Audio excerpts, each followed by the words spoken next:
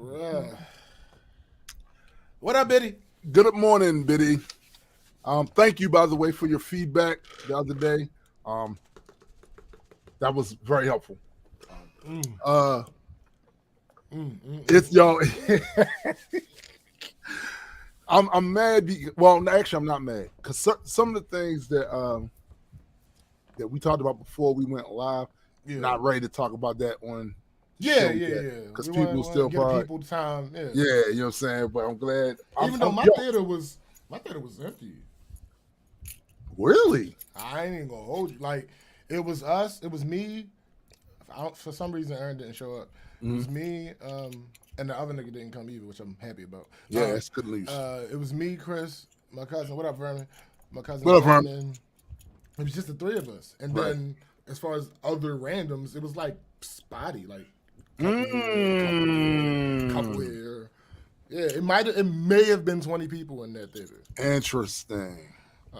But also, two caveats. It is over a week after the movie came out. And this particular movie, what else special space? This particular movie isn't one of those just random movies. It's a big movie. That's true. So maybe a lot of people probably went. And it was crowded. It was crowded in the theater I was in. It was crowded. That's what I expect. And number two, it was a 10:30 p.m. showing. Yeah, a little late. 3, it was up security, and everybody don't know that security has made the upgrades that it's made. Yeah. So they got the old security know in their mind, and niggas.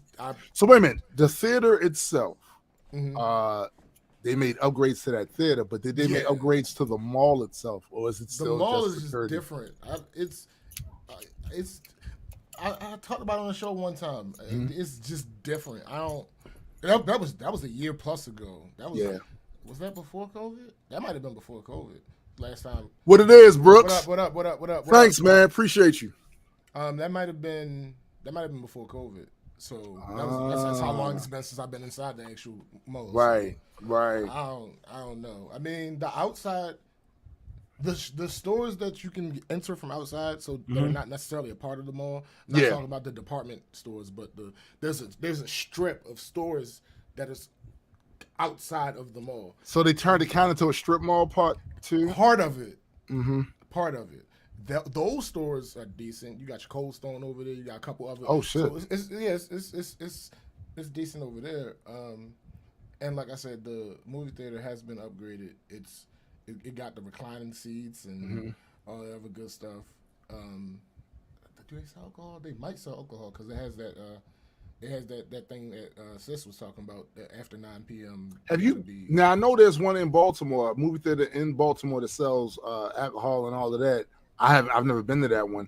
There's a couple actually. Oh, okay. There was one that has been doing it for a while. That one. Down. That's what I'm talking about. Point. Yep, that's what I'm talking about. I've been there once. I did not get any alcohol. I wasn't aware. Oh, right. And then there's the one out Towson that I believe sells alcohol, and they do a higher grade of food. Oh, nice. Nice. And then there's one at the Rotunda that does alcohol. I've been in there, didn't go to the movies. It's just, they have a chill spot in there. Like they have a place that you can chill. I've been in there and had a drink or two. Morning.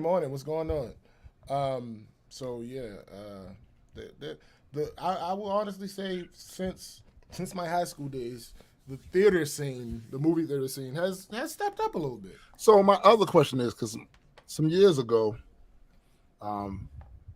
security has had its own character progression over the years. When I was a younger man, teen, that was a county mall with everything you would expect from a county mall, right?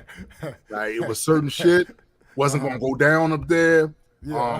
Everything was nice, and then the bus started going out here. The bus started going out there, and That's then exactly what happened to Owens Mills. It turned hill. It turned hill, right? Yo, so thanks. That's exactly the progression of Owens Mills. It was amazing. Yes, only Owens light Mills rail went was out amazing. there, so you had, and it didn't go straight to it. So you had Right. to catch the light rail. You had Right. to walk. You had to walk up a hill. Yes, sir. I remember then, the days. I remember once the days. the bus started going out there, all that shit shut down. But they have revamped that area. What, Owens Mills? Back, yeah.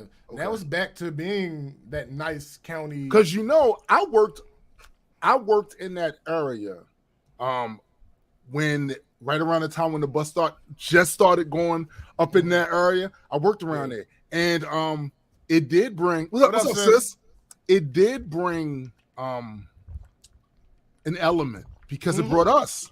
And I gotta tell you, a lot of the guys I work with at the Baltimore Spice Company, former jail kid, you'll say like it did. It brought it up there. Yo, it was like with Owens Mills. It was this county thing, nice county thing.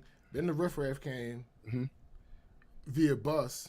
Then they started accepting Section 8 vouchers. Yes, they did. Yes, they did. That made it worse. And it's almost like somebody was like, "Fuck that noise," because they tore down the mall. It's a strip mall up there. It's a BJ's. It's a BJ's. It wasn't. They redeemed it. That area has definitely been restored. So my question is about security because a few years ago, my daughter's cousin got stabbed right in that parking lot. So what I'm saying to you is that's still bound to happen. That's still a thing. Oh, okay.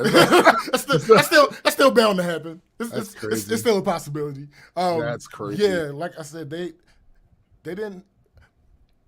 It's almost like security is very much still a part of Baltimore, where Owens Mills isn't really. Yeah, it's like it's detached off from the rest of the 9 realms. It's like the 10th realm. Like it's an offshoot. Right. That's what White Marsh at one point was like too. Matter of fact, I think it still is. Oh, for real? But I don't go out there. The first time I ever went out there wasn't because I was going out there to chill or mall hop or none of that other stuff. It was because I got a job with the State Highway Administration, and their main headquarters is literally, it was like the mall's right here, and then maybe what would be a city block down, State Highway Administration, right? So on lunch breaks, if I didn't get picked to go on a crew to go out, I would go up there, and first I was like, this a mall. Right, like because there was literally, I'm from the inner city. There was no reason for me to go to White Marsh, none until that. And I do know there was a time when White Marsh did have its heel turn too, when gangs started being like prevalent in the city. Right around that time when the Bloods was beefing with the Muslims in jail. Right around that time, the Bloods had. It was some shit going on, and they did make their way to White Marsh. And I was curious whether or not White Marsh had somebody come down the aisle with a chair, right? So now they go around, you know what I'm saying? Oh my God, it's Stone Cold! Oh my God! No, it's Cold Stone. Oh my God! I think so. That initial experience you had with White Marsh is kind of how I felt about Columbia. Same. Columbia Mall is amazing. Yeah, and it hasn't gone crazy. No, I don't think it's ever had a heel turn. Like, yo, I gotta see the tie in that shirt. Hold up, I never trained that when I had become a grumpy old You're lying. Man. Shut up, you. You're lying. You've been a grumpy old man since you were a child. No, I've wanted to be. It's a difference. No, I think it's a little bit of both. But I don't think Columbia ever had a heel turn. See, Arundel Mills, that's just too much mall for me. See, now I understand why you think that way too, but for me, what's up, DJ? For me, it was I was a kid in the 80s. I was a kid in the 80s. 80s was malls. Right. So the bigger the mall, the better. If the mall was puny, It's like, man, that shit is that's a mom and pop and shit. That ain't no motherfucking mall. But if the mall, we want the mall to be huge. That's just a mom and pop. That ain't shit. But so for me, Arundel Mills was that was the shit. And then you gotta remember, when I was living in Laurel, that was the mall we went closer to all the time. Yeah, we go to movies, well, no, hang out. It wasn't that I didn't like it. I liked it when I first. It's just a lot. It was just a lot. Yo, it's a lot. Yo. That's a big ass mall. And then when people started like really getting hit to it, nigga, there's nothing to wear to park. Then like, yo, it Facts. was yeah. Facts. That's a fact. I've never had a time where I didn't like it. It's just it's a lot. That whole experience. Yeah, it's a lot. It's a lot. Yo, it's a lot. You know where we should go? We should do this one of these days. We should go to the Mall of America. Yo, I've actually kind of low key always wanted to go. Me too. I just want to see. I want to go. You know what I'm saying? And look, we just got to fly out there. Don't we got a roller coaster inside of it? Yeah. Like, I've always just low key wanted to see it. Like, yeah. Hey, yo, Marissa Wilden. That's funny. She said, I thought it was going to be an MLK flex. She said, yes. I never had a dream that y'all motherfuckers would still be this one. Sis, you gotta relax. He's wildin'. You gotta relax. Oh my God. No, but yo, for real, we need to do that. One of these days, we need to do that. Just get on a plane, go out there, mall hop. You know what I'm saying? Thanks. No, that's on the list. That's on the list. I think. Let's see. Bring out cameras and just make a call it Black Culture Geek field trip. You know what I'm saying? Field trip video. I guess we got to get to it because. Oh yeah, we got to. So yeah, definitely. Give me 1 second. I mean, I ain't got much. I mean, I got something. But for the week, right? For the week and shit, right? Mm-hmm. I don't got no topic. Oh no, we did the greatest hip hop albums of all time list thingy. Yeah. All right, cool. Yeah. Welcome everyone to the Black Culture Geeks podcast. This is my man SPJ. And I am Tombstone's the Dead Man, and we are just a couple of geeks talking about pop culture from a black perspective. Facts indeed.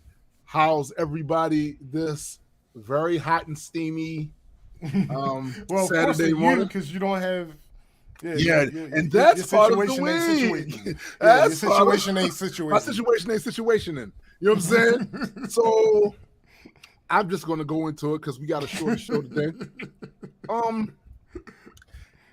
So last week's episode, I told you guys that every goddamn season where it's the extreme of weather, our HVAC breaks.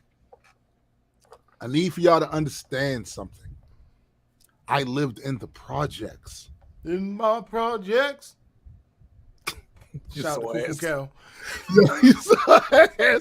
Yo, once upon a time in the projects, I lived in the projects, and there was never a problem with heat or AC. Never. Ever. So you can imagine how nauseatingly annoying it is to be in a nice neighborhood. And then every winter and summer have to deal with the HVAC breaking down because of the cheapness of our landlord, because he's having his gangster moment. See, you have regular people that live their lives, do everything they said they were supposed to do, that have a Breaking Bad moment. They break bad. He's Breaking Bad.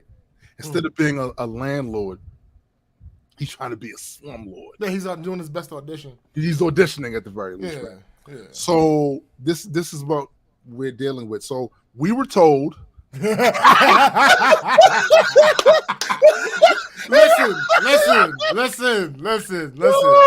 Yo. Two. Logically, that's hilarious. Yo. Special Space has a point. Given the information. True. Facts. Facts. Yo, what's funny is we were told that Monday we'd be up and running. It is now Saturday morning. It's almost Monday again. Then look, when Monday, he said Wednesday. Oh. Yeah. And it's crazy because it's one of these things where you try to get in contact with them and all of a sudden you can't get in contact with anybody, and then they call you back much later. My thing is, if the rent was ever late, y'all not doing the escrow. Listen, y'all not doing the escrow thing. Oh, that's already in the works now. Yeah, fuck that. Yeah, like you're not doing that. It's your responsibility to fix. You're not doing that. So, as you can imagine, with the heat not being the AC not being on, it's a bit toasty in here. To demonstrate, ladies and gentlemen, if you can see us, his shirt is actually the color of my shirt. That's sweat. So yeah. That's hilarious. That's hilarious.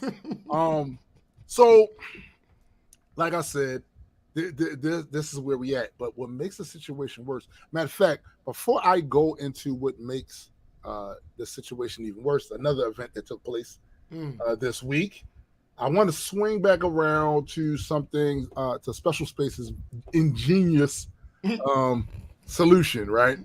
So he said, your summer house in the projects. Hey. Actually, I just let you see for yourselves. This is Uplands now. For reference, when I was living in Uplands, me and my brother Marlon, it was the projects. Mm-hmm. It was dangerous as fuck. You don't got a picture? You don't have a visual aid for that? I'm gonna see if I can find it. I'm see if I can find it. But this is Uplands now. Uplands has upscaled, right? Right. This was, listen to what I'm trying to tell y'all. Uplands has upscaled. All right. Yeah, it's in the name. It's in the name. It was always gonna go up. So if I did go back to, if you had just stayed there, this is what I would be going back to. Yeah. Yo, and that's the other thing. Napalm, very, very good point. High ass rent. This is the hood, bro. This is at the top of Emerson Village, the area that me and SPJ grew up in. It's at the top of that village area. And just a few blocks, if you go past Edmondson High School, which is right there. Go past Edmondson High School. It's a hood. It's hood. All hood. Nothing but hood. So help me hood. So that's just as an aside. I'm going to try to find a picture of what it originally was like when I was there. So we're already dealing with no AC in the middle of summer. Drop dead in the middle of summer. No AC. And then me and my daughter are in here talking about something, and the TV is starting to get very annoying. It's getting this beep type sound going on, and we talking, and we happen to look, and it says, "Oh, thunderstorms are coming in your area." Tornado. No, that's the thing. They didn't say that. Thunderstorms, severe thunderstorms. So we've seen this before. We've seen monsters before, right? Oh, like we've seen this before. So we're like, man, okay, you told us once. Stop. Every time we get into the car, okay, it begins. It's a little weird, a little aggressive. I'm still talking to my daughter. I walk over to the back door to get something. I look out the window and I see the fig tree in the backyard. Limboing. Nigga. It looked like Kermit D. Frog when Wacky waving inflatable unfurling tube man. when he starts the Muppet Show. Yeah! that tree is flat out Kermiting out that motherfucker, right? Oh God. I'm like, oh, that's not good, right? So still thinking just windy, rainy, one of them, it's extra strong, but yeah. And then the electricity started going. Blink. Blink. Shit. Start thinking what my mom used to always tell us to do. Palm, you know what happens when a toad gets struck by lightning? Yeah. Oh, my bad. You're so ass. My bad. What your honor say? You know what happens when a North Carolina nigga get shot with a 12 gauge? Same thing happens. You know what I'm saying? Like, so a couple of blinks, and I say, all right, let's start turning off some stuff, right? So start turning off stuff. Matters not. Power goes out. Damn it. I'm still not realizing the severity of the situation. I go upstairs, and my mother-in-law says to me, do you see what's happening outside? I went, no, I didn't. I haven't gone outside. And I go on the front porch. You look like Jumanji out there, bitch. Armageddon. Armageddon. Listen, I hated that damn. The movie was cool, but that ride at Universal, garbage. Trees down. It looked like that scene in the first Avengers movie when Thor hit the shit with the hammer. You want me to put the hammer down? Okay, no, I'm exaggerating, but still. No, Fujin came through that bitch like Fujin and Raiden tag teamed the neighborhood, B. They tag teamed the neighborhood. Tree down on a couple of houses, like on their roofs, like down on their roofs. The house next door, big old tree collapsed. They lucked out because one of the cars that the people that lived there was in the driveway, and the way the trunk went down, split and cracked in half and went down, it barely missed the house, didn't touch the car. So they lucked up. But the people across the street to the left, and the thing is, when we first moved in this neighborhood, I always thought that I love the way that house is set up because it's back. What's up, Bowflex? It's on the block, but it's kind of back away from the other houses going down there, and it has this little driveway that goes around the circle there. It's got all, you know what I'm talking about. And it's got all these trees and stuff over there, so the shade is dope at all times during the day. Well, they paid for the shade.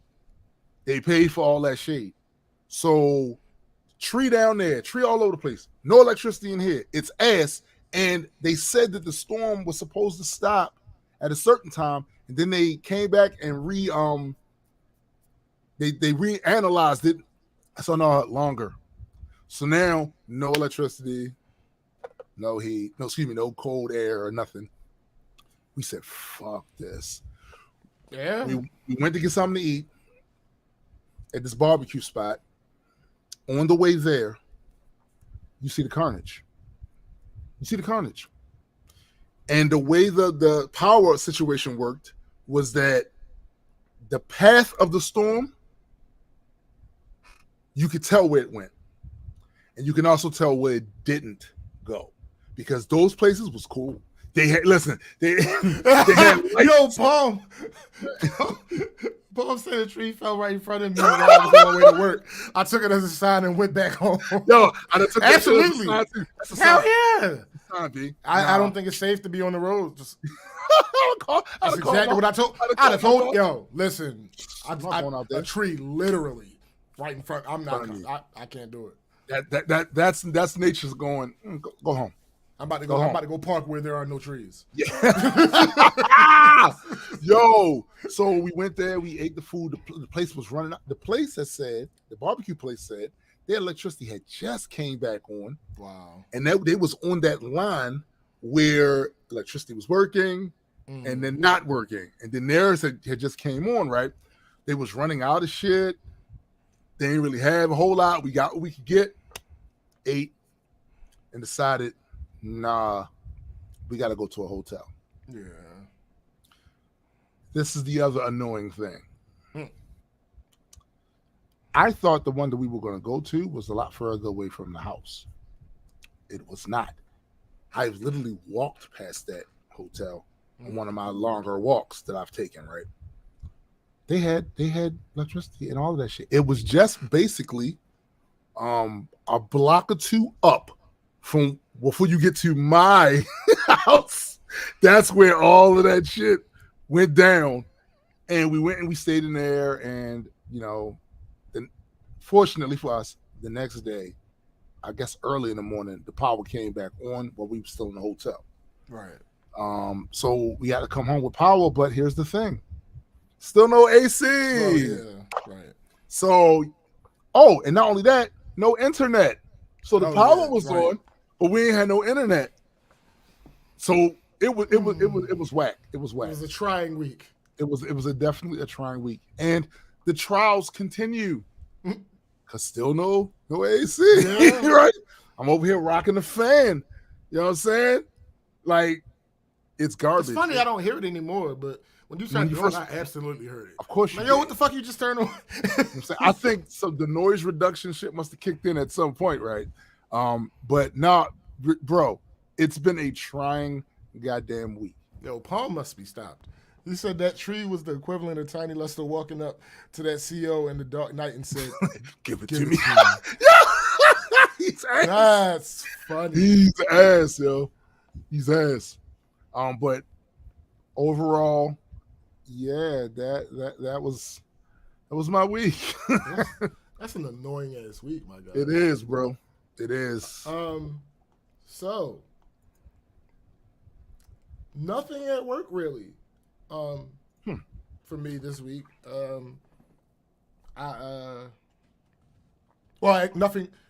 Nothing at work that really affected me. Yeah.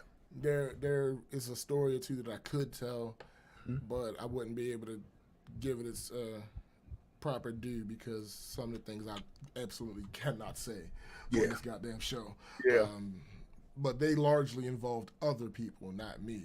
So that's the other thing that I generally don't do that. That's their business. It don't affect me.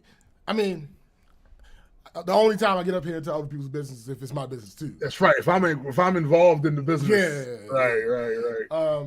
So. There are no Uplands pictures. Well, I would not be surprised that you could. They scrubbed the internet, They scrubbed the internet of that shit, yo. So the aftermath of, I mentioned last week, rearranging the studio. There was an aftermath to that. Mm-hmm. I still ain't finished. Like, the stuff that I said I still need to do is still undone. Because of other elements of the week. So it took about 2 weeks to do everything. Like, from the time that I initially rearranged, it took about 2 full weeks for me to do everything that I normally do. Right. Like, to do at least once video, music, audio. Well, hold up, bro. I found one. This was the Uplands I lived right here. This was the Uplands I lived right here. I just wanted y'all to get the contrast real fast. Yeah. That's some good living right there. Some good living, bro. Electricity, the heat, and the AC never went out. The ceiling cracked twice. That's two different apartments. That's structural. You ain't got nothing to do with that. Even when that happened, guess what was still working? The AC was still working. It's still working. And it might have had a bigger effect because if the people above you, AC was. Cold air goes down, my guy. Just saying, bro. So from the time that I rearranged the studio, it took about 2 weeks for me to do a piece of everything that I normally do in here. Right. So it was going to take that long for me to figure out if everything was good. Right. So I was having weird problems with one of my external hard drives. there was some disconnecting and reconnecting. Not a hate whole that bunch. Not a whole bunch. Just every now and then. I don't need to do it every now and then. I'm mad when Right. you're doing that. You know what I'm saying? Exactly. Sometimes things would take abnormally long to open or move. Yes. And this was on my older one, so I initially thought that it was dying. Right. That was my initial thought. Because I had some issues with it in the past that I ended up jerry-rigging a solution to and haven't had issues since. But it's jerry-rigged. Eventually, some issue is going to happen again. Right. Then Windows Explorer started behaving weirdly. And again, I still thought it was that. Because it was while I was trying to get access that hard drive. Yeah. So I disconnected that drive and started doing other things that I had resigned myself to buying a new one. I was like, I know I'm going to have to buy a new one. Right. But the problem was happening with my new one that I just bought now. So I'm like, hold on. All right, so it can't be that. So I went into full troubleshooting mode. Now, I hate doing that. Why? Because I generally reserve that for when I'm at work. I know. It's like you were doing work at home now. Bruh. So I'll admit that it's easier doing it for me than it is for me to do for other people. But that's because I know exactly what I'm running. I know exactly what I've done. I know the changes that I've made. Facts. So normally, if I was just troubleshooting for just anything, I would start with common causes of the symptoms. But with me, I can start with what changes did I make recently. Right. Turns out, it was a driver issue. But not a driver for any of the hard drives. Weird. No, it was a display driver. Oh. Adding that third monitor threw everything out of whack. Interesting. How did I find this out? Well, the third monitor is a TV. And it has its own power handling. So just shaking my mouse doesn't turn that back on. Right. So I had to turn it on its own. And that's actually the way I prefer it because it absolutely takes up more power than the other two monitors. Right. It's a whole fucking TV. Right. So I prefer it that way. I'm less bothered about the other two monitors being on all night.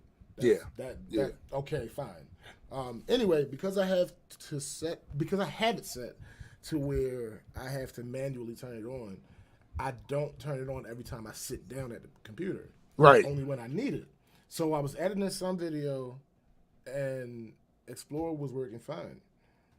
I turned the third monitor on to throw some YouTube on while I worked. It's some ambient noise. And it was a while before I needed to go back into Explorer. So everything's fine, working. So once I finally went back into Explorer, I didn't immediately catch the connection between the two.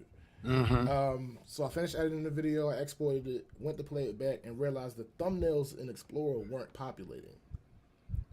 I could still play the video at this point in time. I could still play it. So I decided to just keep doing what I was doing and worry about Explorer later. The video was fine. It played. I went to make my thumbnail for YouTube. I uploaded the video, and I went to upload the thumbnail, and the thumbnail was too big. So I went back. I'm back and forth in Photoshop, changing things to try to make the file smaller. Right. And no matter what I did, I couldn't get it under the YouTube limit, which is 2 megabytes. In truth, I actually had gotten it under 2 megabytes. But Explorer wasn't updating. So this was when I actually went into troubleshooting mode. I unplugged the drive from the USB hub that I had it connected to and put it connected directly to the PC. Nothing changed. The only other thing I had recently changed was the physical location of the PC, which I knew it couldn't be, and I wasn't about to move it back. Right. Because if it was that, any damage I caused wouldn't have been undone by me moving. Yeah, it. absolutely. And the other thing I did was bought a new external hard drive. That shouldn't have this effect. And the last thing I did was start using this fucking TV as a monitor. So I turned off the TV, restarted Explorer, and everything was working. So I went and found the specific brand of the TV drivers, installed those, and then updated my GeoForce driver and restarted the computer. And since then, everything has been fine. Interesting. That's the craziest thing in the world to me. Like, I'm not understanding why the display driver has anything to do with file operation. I'm trying to figure that out too because they seem to be unrelated. Yeah. Yeah. Why? I don't get it. I don't get it. I don't know. It's the whole thing. All right. Also, very significant, but insignificant for the purposes of this show because there's no reason for me to go into detail. My credit went up 30 points. So that's that's an amazing thing. That is an amazing thing. Do you know what? So how many push-ups? How many push-ups you had to shut up, It was something. It had to be something. Shut up. No. Well, all right. So what I did, dips. Parts of it I'm not sure. Shut up. Parts of it I'm not sure. Because though I am cognizant and aware and informed on many a thing, right? I am absolutely not an expert when it comes to credit. Fab got that way more than I do. Right. And I'm decent. I ain't no slouch, but right. I ain't as far as Fab is. But I'm even perplexed by some of the shit that happened. Because what I really think it was is in your credit profile, on some of these sites and whatnot, they ask you for your income. And I had realized that I hadn't updated my income since I got those last 2 raises. I guess that could be it. That's upwards of $6 an hour. Right. So I guess that's a part of it. Because not in my score going up, because your credit score don't care about how much money you make. Right. But as far as my credit worthiness going up, and that allowed me, because I have made. Oh, actually, there are a couple more things. Okay, so I had made. I had when I was booking the trip, I had did the payment plan for the trip, and it was effective. In reality, it was a loan. Right. They just, that's how they sugarcoat it. But yeah, so I had got approved for that, and when I got approved for that, I was thinking like, all right, what can I do right now? Like my plan is to pay this off. So a little tip out there for everybody. They tell you to pay attention to APR, interest rates, blah blah blah blah blah. Yes, that's absolutely true. However, in a scenario where you do not plan on leaving a balance on something, or in a scenario where you plan on paying something off faster, don't worry as much about the APR or the interest rate, because you're not going to be paying that. Right. So, because my one homegirl, she booked her trip right before I could get to her, and she did the payment plan that had the least amount of payments on it because the APR was the lowest. Right. And I told her, no, I get why you chose that, but that's not the most effective. Yeah, you're gonna pay that off immediately anyway. So yeah, if you plan, it's let's say the loan is 3 months. It's a 3-month loan. Right. And that's the amount that you're satisfied with paying. Go ahead and do the 1-year loan. Right. And just pay it off in 3 months. Right. Because you're actually saving money that way. But anyway, so I had that conversation with her, and so I was like, all right. So I did that, and I was like, all right. So what is my plan? What am I going to do to pay it off sooner?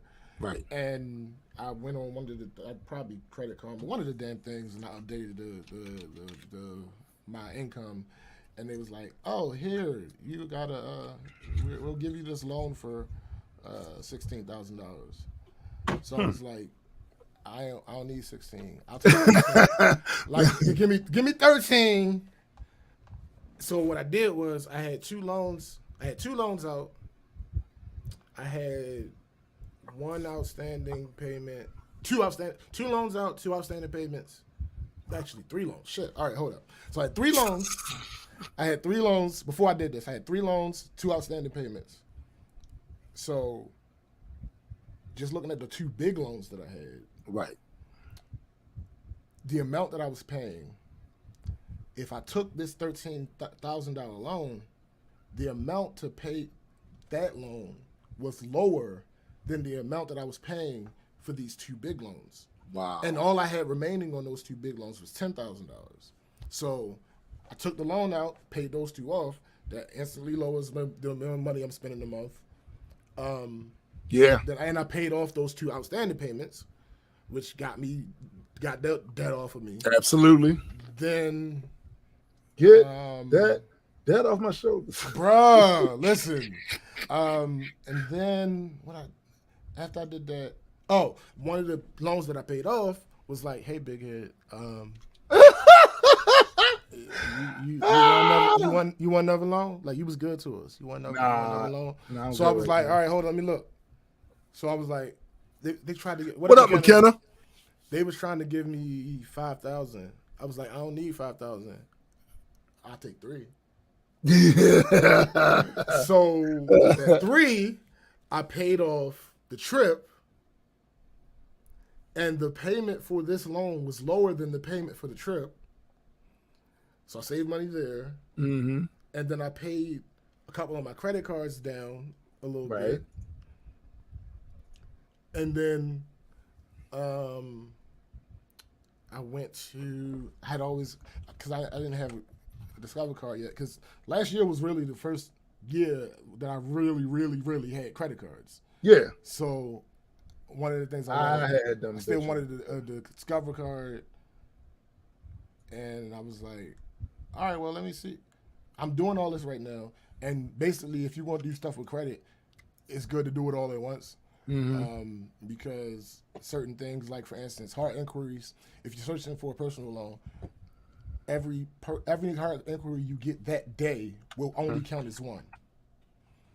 So do all of them that you can if you want to do it. Don't go overboard with it, obviously. But if you're shopping for a personal loan, don't do that over weeks. Yeah, be ready to do it and do that all in a day, so you only get hit that one time for the hard inquiry. Anyway, so I was like, all right, shit. Let me see if Discover give me a card. Yeah. Did the Discover joint? They gave me a card. I'm like, okay. Let me see if Amazon will give me a card. Did the Amazon thing? They gave me a card. I'm like, all right, cool. I'm done. I only want 2 more cards now. Right. I already got my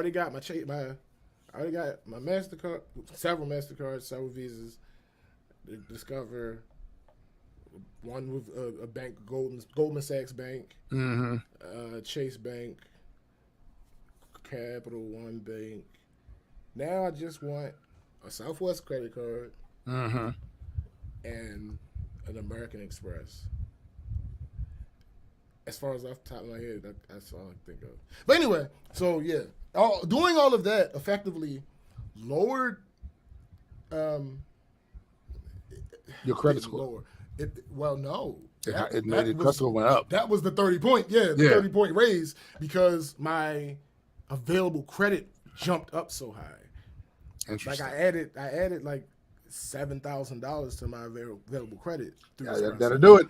So, my available credit versus my utilization skyrocketed in this time period, because I paid down some of the credit cards I have and then added thousands of dollars but yeah. So anyway, and the last thing.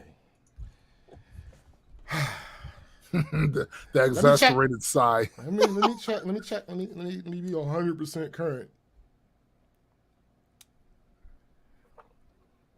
25.8 thousand views.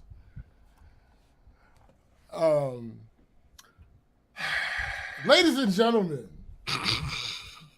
boys and girls, children of all ages, remember how I was on, cause I'll be right sometimes. I'll be right sometimes. Remember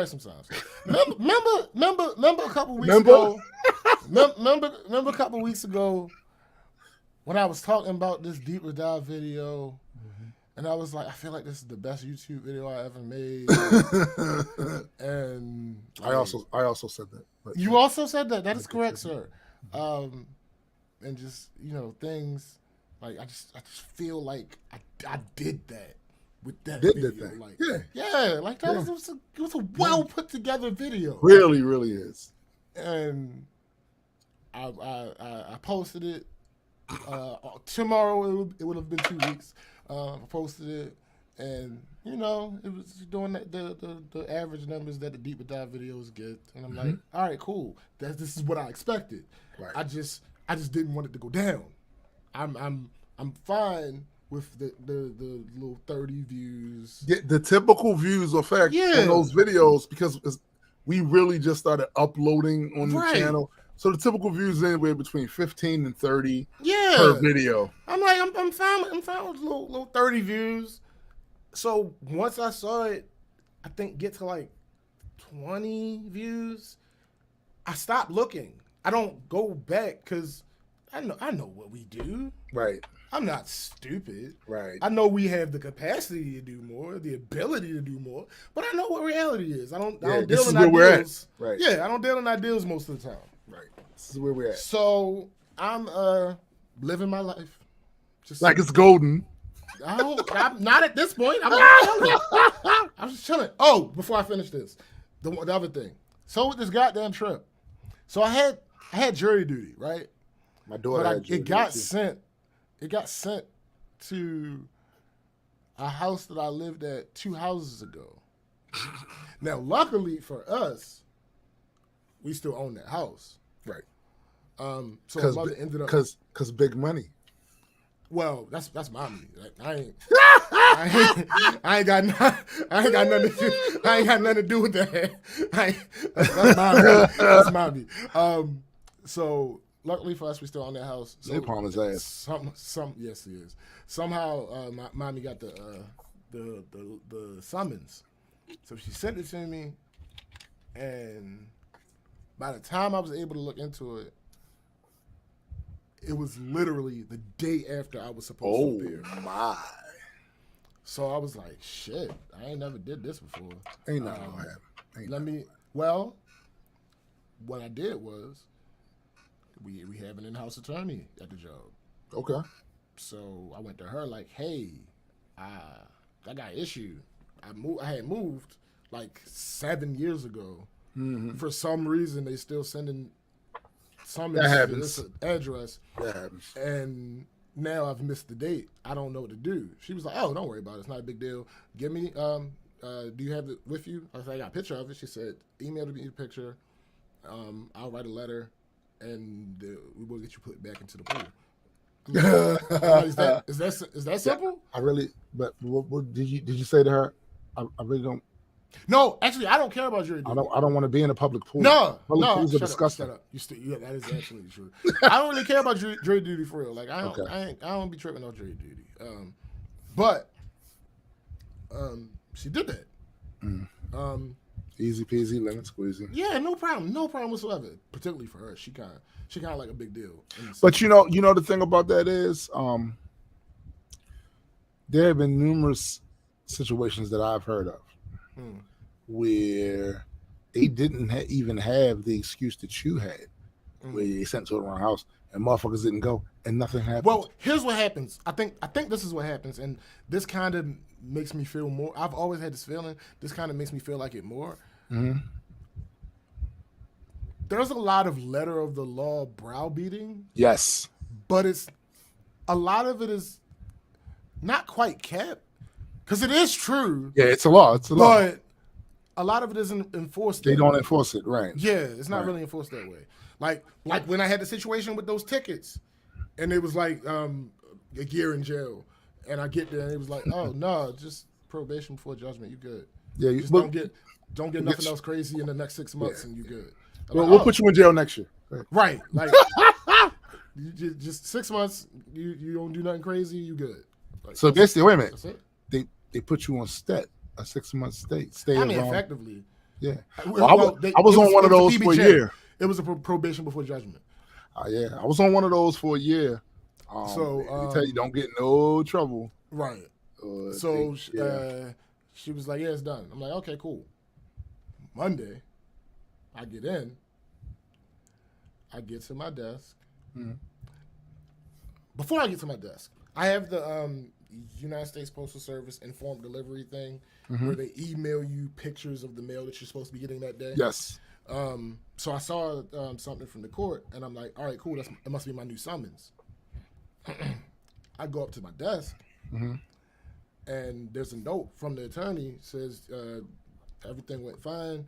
This is your new jury duty date. Right. It's September 12th. September 12th is the first day of my vacation.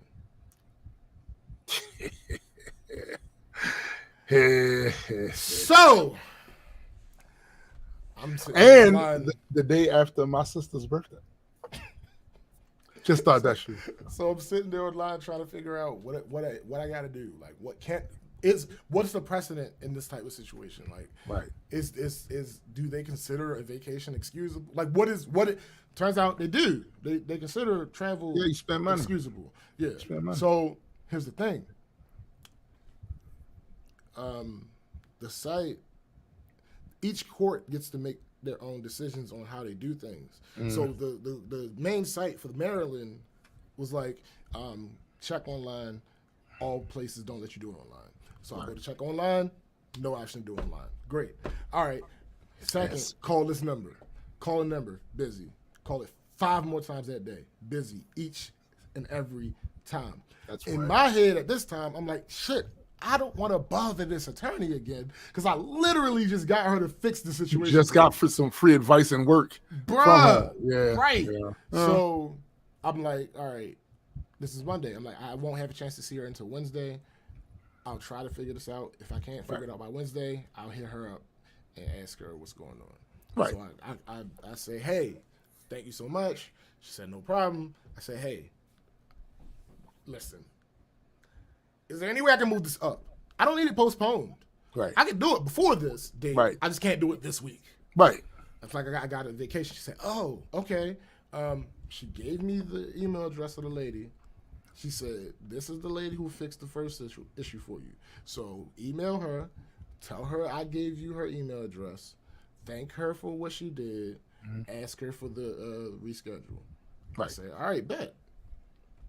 So I did that. In the email, told her, hey, I got your email from such and such. Thank you for taking care of that situation for me. I was wondering if I can get another reschedule. It doesn't have to be a postponement. It could be moved up. I don't care, either one. Right. If I have a vacation scheduled, if you need proof of payment, I can send you that, no problem. And I said one more thing that I can't remember. Nigga, that was Wednesday. Thursday morning, I get an email back with 2 words. No problem. Here's the problem with that. I don't know what the fuck that means. That means, because I said several things to you. Yeah. I have no idea what that means. Now, here's the thing.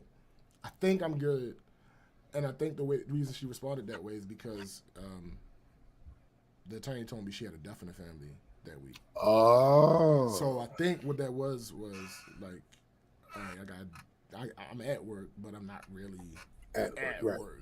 Right. So this person has an issue. All right, cool. Basically. So I think I'm good. I think you're good. I'm gonna wait 2 weeks. Now, in the middle of the show, somebody might knock on your front door.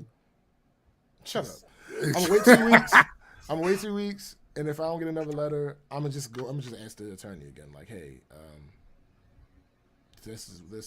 I said, this is what I sent. This is what she sent me. I haven't heard anything else. Right. You think I'm good? Like, what are we doing? Because the trip is like 8 weeks away, so there's time. There's still time. It's not a rush, but I just don't. I don't want to lollygag either. No, I feel you. Yeah. But anyway, back to the so I see it hit. I see the video hit the little 20 views, and I'm like, all right, that's regular. Another success. Another successful video. Another successful video. I can stop looking at it. There's no reason for me to ever look back at this particular video. Move on to the next. Move on to the next one. Like I said, tomorrow would be 2 weeks. I had in my head, I was like, because everything else that was going on, I was like, I'm not putting out another video this week. Right. I know I said roughly every 2 weeks, but that don't mean every 2 weeks. Yeah. So yeah, I'm not putting out. My mother hits me up because we were talking about her anniversary party is today. We were talking about preparing for the party, and she was like, "Oh yeah, did you see the comments on that video?" Now at this time, I have the YouTube Creative Studio app on my phone, Right. and I had like 10 comments come through or notifications. I never opened the app. I looked at the notification, read what I could of the comment, go ahead and dismiss it. Right. So she said, "Yeah, have you seen the comments on this video?" But again, it's through text. Right. So there's no, I didn't get that tone. Right. It's just my mother. I make YouTube videos. She saw comments. Right. Hey, you got comments? Okay, cool. Yeah, I saw it. It's crazy, ain't it? Yeah, it's crazy. And that was all we said about it. Right. So I hit Tim up. I'm like, yo, apparently we got a little bit of engagement on this here video. On this joint. Yeah, a little bit of engagement. Tim later on that day sends me a screenshot, and that video was at 10,000 views. Yeah. The napalm's ass. Well, here's the thing, Palm. My mother is like me. That's probably where I get it from. Yeah. She is not a phone person. Right. I am not a phone person. And Right. we respect each other's wishes. Yeah. The only time we call each other is when it doesn't make sense to have the conversation over text. Right. Like, that's literally the only time we call each other. But yeah, so Tim sends me this screenshot like, yo, it's at 10,000 views. Like, what the fuck do you mean it's at 10,000 views? No. It was at 3,000 views at that time. Right. It was at 3,000. It was at 3,000. And I'm like, yo, what the fuck? What is going on? And as the week progressed, the views, the comments, the subscribers continued to just add up. Add up. I'm like, oh shit, this is interesting. Yeah. And it is, I want to see the current number.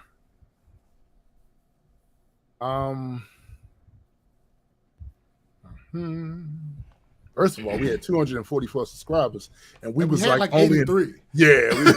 Right. So currently, and mind you, it takes a little time. There's a delay. At least on the channel right now, it's displaying on that video 25,000 views, but it's at 28 actually. Yeah, to be specific,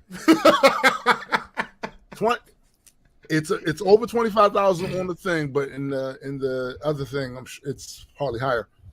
357 upvotes and 333 comments. And the comments. Them comments, nigga. Yo, I was like, yo, so funny. My cousin Damien and Just Chris, they went to see Thor with me last night, and they brought it up. Damien was like, yo, I really like that video. I was like, yeah, a bunch of other people didn't. He was like, yo, I know. He was like, I read, at the point, it was like 260 comments. He was like, I've read every single comment. He was like, I was thoroughly entertained. You got a lot of people in their feelings. Yes. I was like, yo, this is like, what? But to be clear, there's also plenty of people that actually agree with him. And when I went on there, absolutely. There were people that was like, yeah, that shit was overrated as a motherfucker, blah, blah, blah, blah. It was a lot of that. Right. But it is, he definitely, I think this is what, I think personally, this is what got this response. Mm. The word failure. I keep The saying word failure. over and over again in the Yes. comments the word failure being Mhm. failure. Now, SBJ and I have been talking about this all through this week, right? And watching these numbers go up and up and up. Bruh. Now, see, what you got to understand is for us, this is awesome. There's a couple of things that YouTube has done to piss us off over the years, but the best thing they ever did was get rid of the downvote thing as far as it being seen publicly.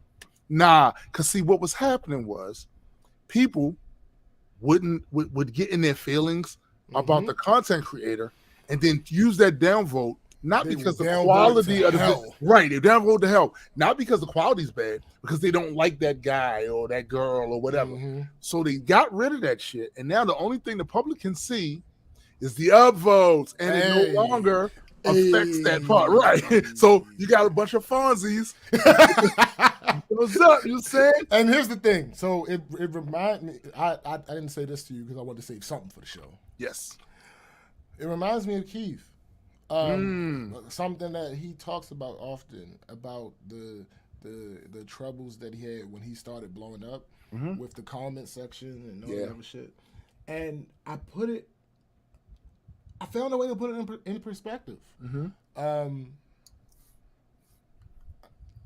If you think about it, let's say, I don't know, I haven't read all the comments. I never will read all of the comments. For what? It doesn't benefit me in any way. Let's just say, out of those, let's just cap it at 350. Out of those 350 comments, let's say 50 of them agree with me. Right. Matter of fact, not even agree with me. Let's say only 50 of them are reasonable comments. Yes, reasonable comments, yes. Even if they disagree, I don't care if they disagree with me. Right. Talk about the facts. Talk about your opinion. Fine. Yeah. Let's say only 50 are reasonable comments. That could be discouraging, right? Here's the thing. There are more likes than their comments. Yeah. So I don't, again, the purpose of this video, and the crazy thing about it is, I've had this video on my mind for months to do. And one of the reasons was because I felt like, I'll tell you what sparked it. There's a channel called Hip Hop Madness. And I've seen a couple of their videos. I know exactly what channel you're talking about. And I'd be like, nah. But after the last time I watched one of their videos, I sat with it. And I was like, yo, I don't agree with all these takes. Right. But he keeps finding new takes. All of these are interesting takes. Yes. Let me see if I can find a couple of these topics. Hip-hop madness.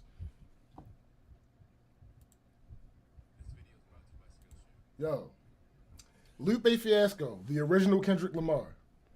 I ain't never heard nobody say that ever in my life.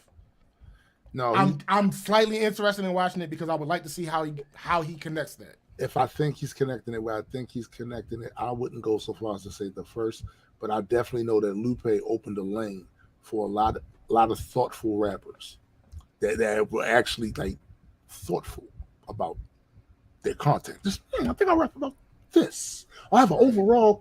So he opened that lane. The first though, that might be a reach.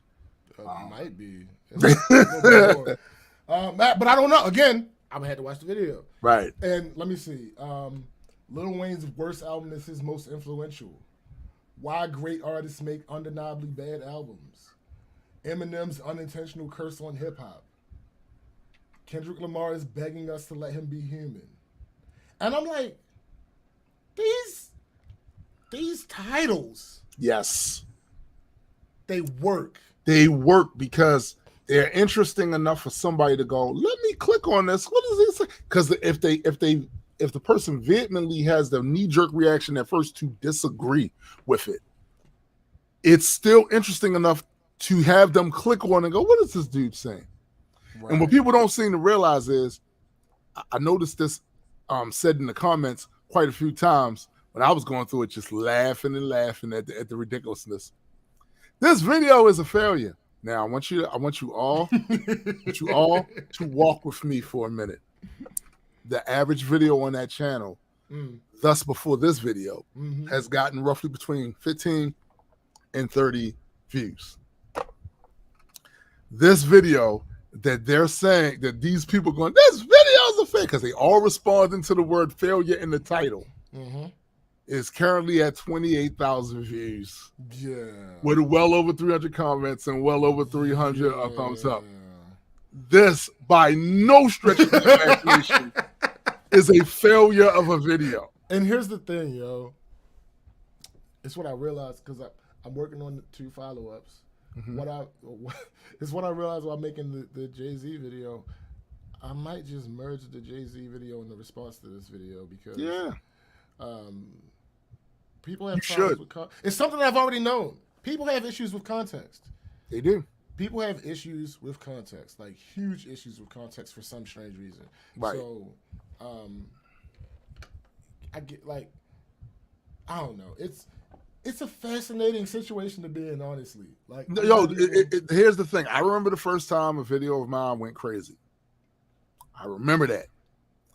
And fortunately for me, I didn't have the same experience as you did with it, because the vast majority of the comments were positive.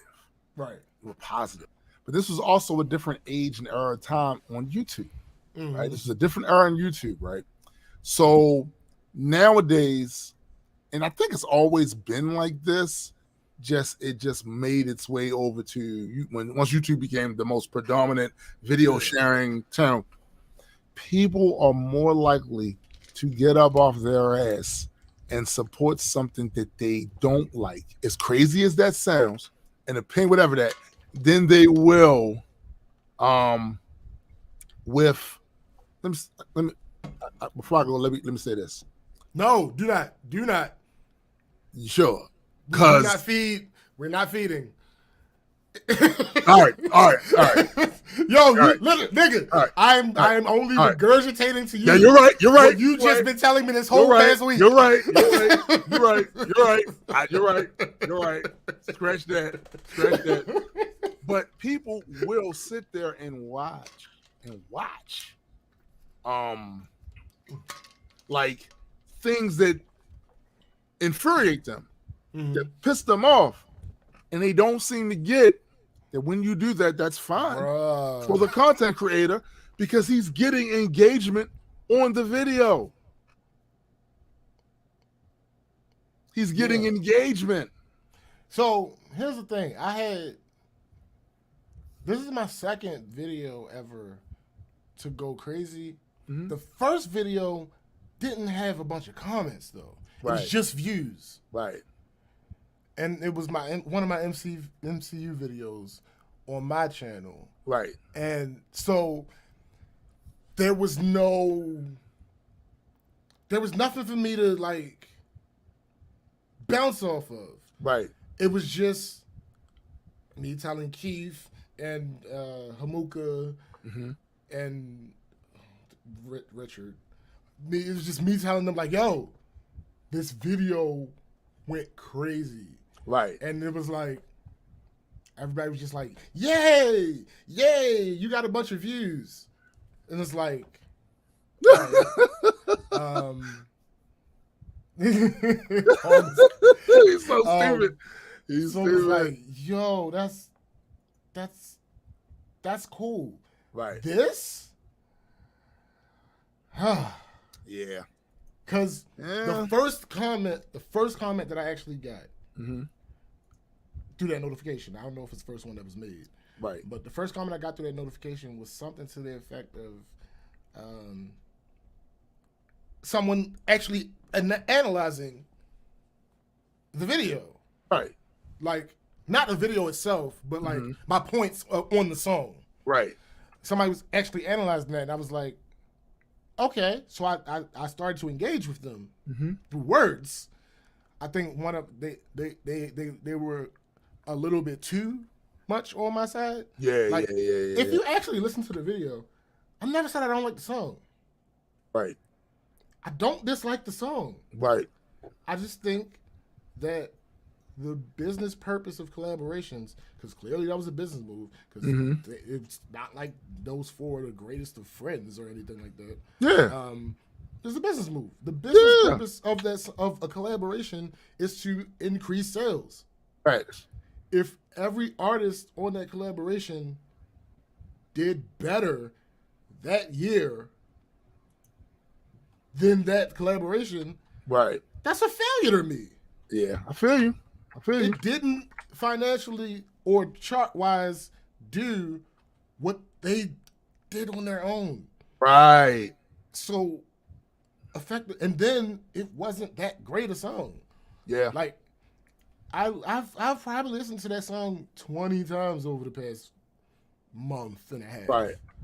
Because for some reason the shit kept popping up in my in my algorithm for my YouTube music. Shit just kept popping up, and it's like, all right, cool, bet. Right. Sometimes I would skip it, sometimes I wouldn't. Like I said, I don't dislike the song. Yeah. But anyway, but people will always hear what you're not saying. Absolutely. They will always hear what you're not saying. Yo, I've seen it happen on this show. I've seen it happen on every show. Like, there are times where people aren't thoroughly listening to what you're saying, but something in that, in your comment, your take, or whatever, strikes a certain agenda that they have in another arena. And all they hear, because they're used to being contentious and pushing back against certain ways that particular piece of your argument or what you're talking about is presented, they just heard it as that and not what you're actually saying. Like, so I think that's pretty normal. Yeah. Pretty normal. But he was like, I think he went a little too far. He was like, this beat is trash. Nobody ever. So here's the thing. Oh, I saw that one. So he didn't even watch the whole video. Right. Or something happened, because he was like, nobody's ever taken this beat and did anything with it. Where in the video I mentioned that there are several remixes of the song from different people, because of course there would be, because it's hip hop and it's a super competitive thing, and the theme of the damn song is swag, and it was the swag era. Of course there were going to be rappers that got on that concept, and of course there were. It didn't matter how good the song was; it was just bound to happen. But apparently he didn't hear that part. Right. So he was so that was one, and then there was somebody else that agreed with me, and then it just started coming in like floodgates, and I couldn't keep up. Like there was no intention from me or desire from me to even try to keep up. Right. As much as it was coming in. Like, man, I had finished that response video at like, I want to say, I think it was like 120 comments at the time. 120 comments at the time. And it's like, bruh, now it's triple that. Right. And I don't have intentions of going through the comment section. Like, there's no reason to. There's no reason to. I mean, you did your job. You produced the video, and you did actually respond to quite a few people on there. So you did the video. You got the engagement. It actually sparked more videos to come from that actual thing. So it's a win. Yeah, it's a goddamn win. Absolutely. I see this as an absolute win. It is absolutely an absolute win. Because, see, this is the thing. Like, one of the things I noticed about some of the comments on that video, too, when I would go and check their channel. Bruh. But it's only because so I've always hated this argument. So that's why I did that little short that I sent you. Because I've always hated this argument. I used to see it a lot on Facebook, where people would be like, what would they? People would be like in any argument, particularly in these hip hop groups. Yeah. That I used to be in. You would hear, I know, Paul. You would hear, well, you would see somebody be like, "Oh, I'm not a fan of this song or album or artist or blah blah blah," and the response would be like, "Well, he doing better than you." Oh yeah. Okay, like what did you just prove? What do you think you just proved right there? Right. So when on the video, somebody was like, "Oh, he how dare he say anything bad about this song? He don't have a song this big." Bruh, You do realize you don't have any videos on your YouTube channel. Like, aren't you doing what you're accusing me of doing? See, and goddamn it, that's the whole point. Like, this is one of the situations, right, where people can only, they have one perspective. That's it. They can't see how their perspective overlaps with other things. They think they're seeing the whole picture, but they're not. Right. And it's like, then they come at you because they can't see that they're doing the exact thing they're accusing you of doing. They can't see that. It's like, bruh, like, first of all, so I can't have an opinion on a song because I don't have a song as big as that. Yeah. So that means you can't like the song. You can't like it either because that's an opinion and you don't have anything as good as that. So, okay, all right. Then on top of that, again, this is a YouTube video that was edited and put together and posted on a page that has other YouTube videos that have been edited and put together and posted. Right. And you're critiquing that. Where are your YouTube videos? See, bro, this is the... In general, that's not how I feel. You can have your feelings on anything. But if you're telling me... Right. How they feel. It's like, bro, what are we doing? You're inconsistent and ridiculous, right? At the same time, but the thing is, like I said, people, man, they're very myopic when it comes to, the exact same thing you're criticizing this person if you're doing the exact thing just on the other spectrum. If you can't have a critical opinion about anything because you don't have anything that did as good as they did, they can't have a positive opinion on it because they haven't done anything that's equivalent to that. I was like, what are we even talking about? Right. What are we even talking about here? Right. So, right. It's a whole thing. Like I said, it's been a very interesting, very, very interesting week with that. Right. And like I said, I think I'm going to combine the Jay-Z video and the response video because I finished the script for this Jay-Z video. It's a long fucking video. Like, and my on top of it being a long video, it's not an interesting video. Right. Because it's just data. That's it. It's just data. But see, therein lies the other problem, right? People don't like that. What's up, Fabo? People don't like data, especially data that kind of conflicts with what they already think. Bruh. They don't like it. They don't like it. I ain't get no notification for the live.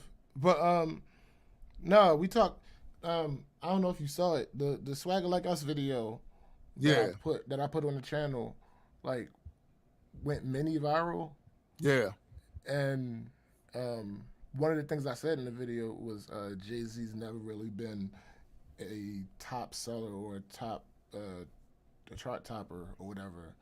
And one of the comments went like super. Matter of fact, I'll read what he said. Yeah, I screenshotted that comment.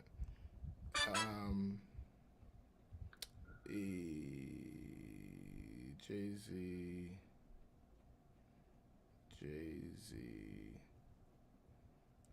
Did this LMFAO? Did this guy say Jay-Z, the GOAT, the God, the legend, has never been a big selling artist?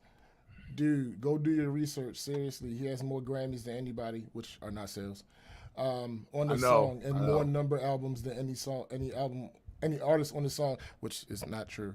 However, singles, and I stopped. I didn't. There's a read more. I didn't tap read more before I got the screenshot. But because the rest of this argument is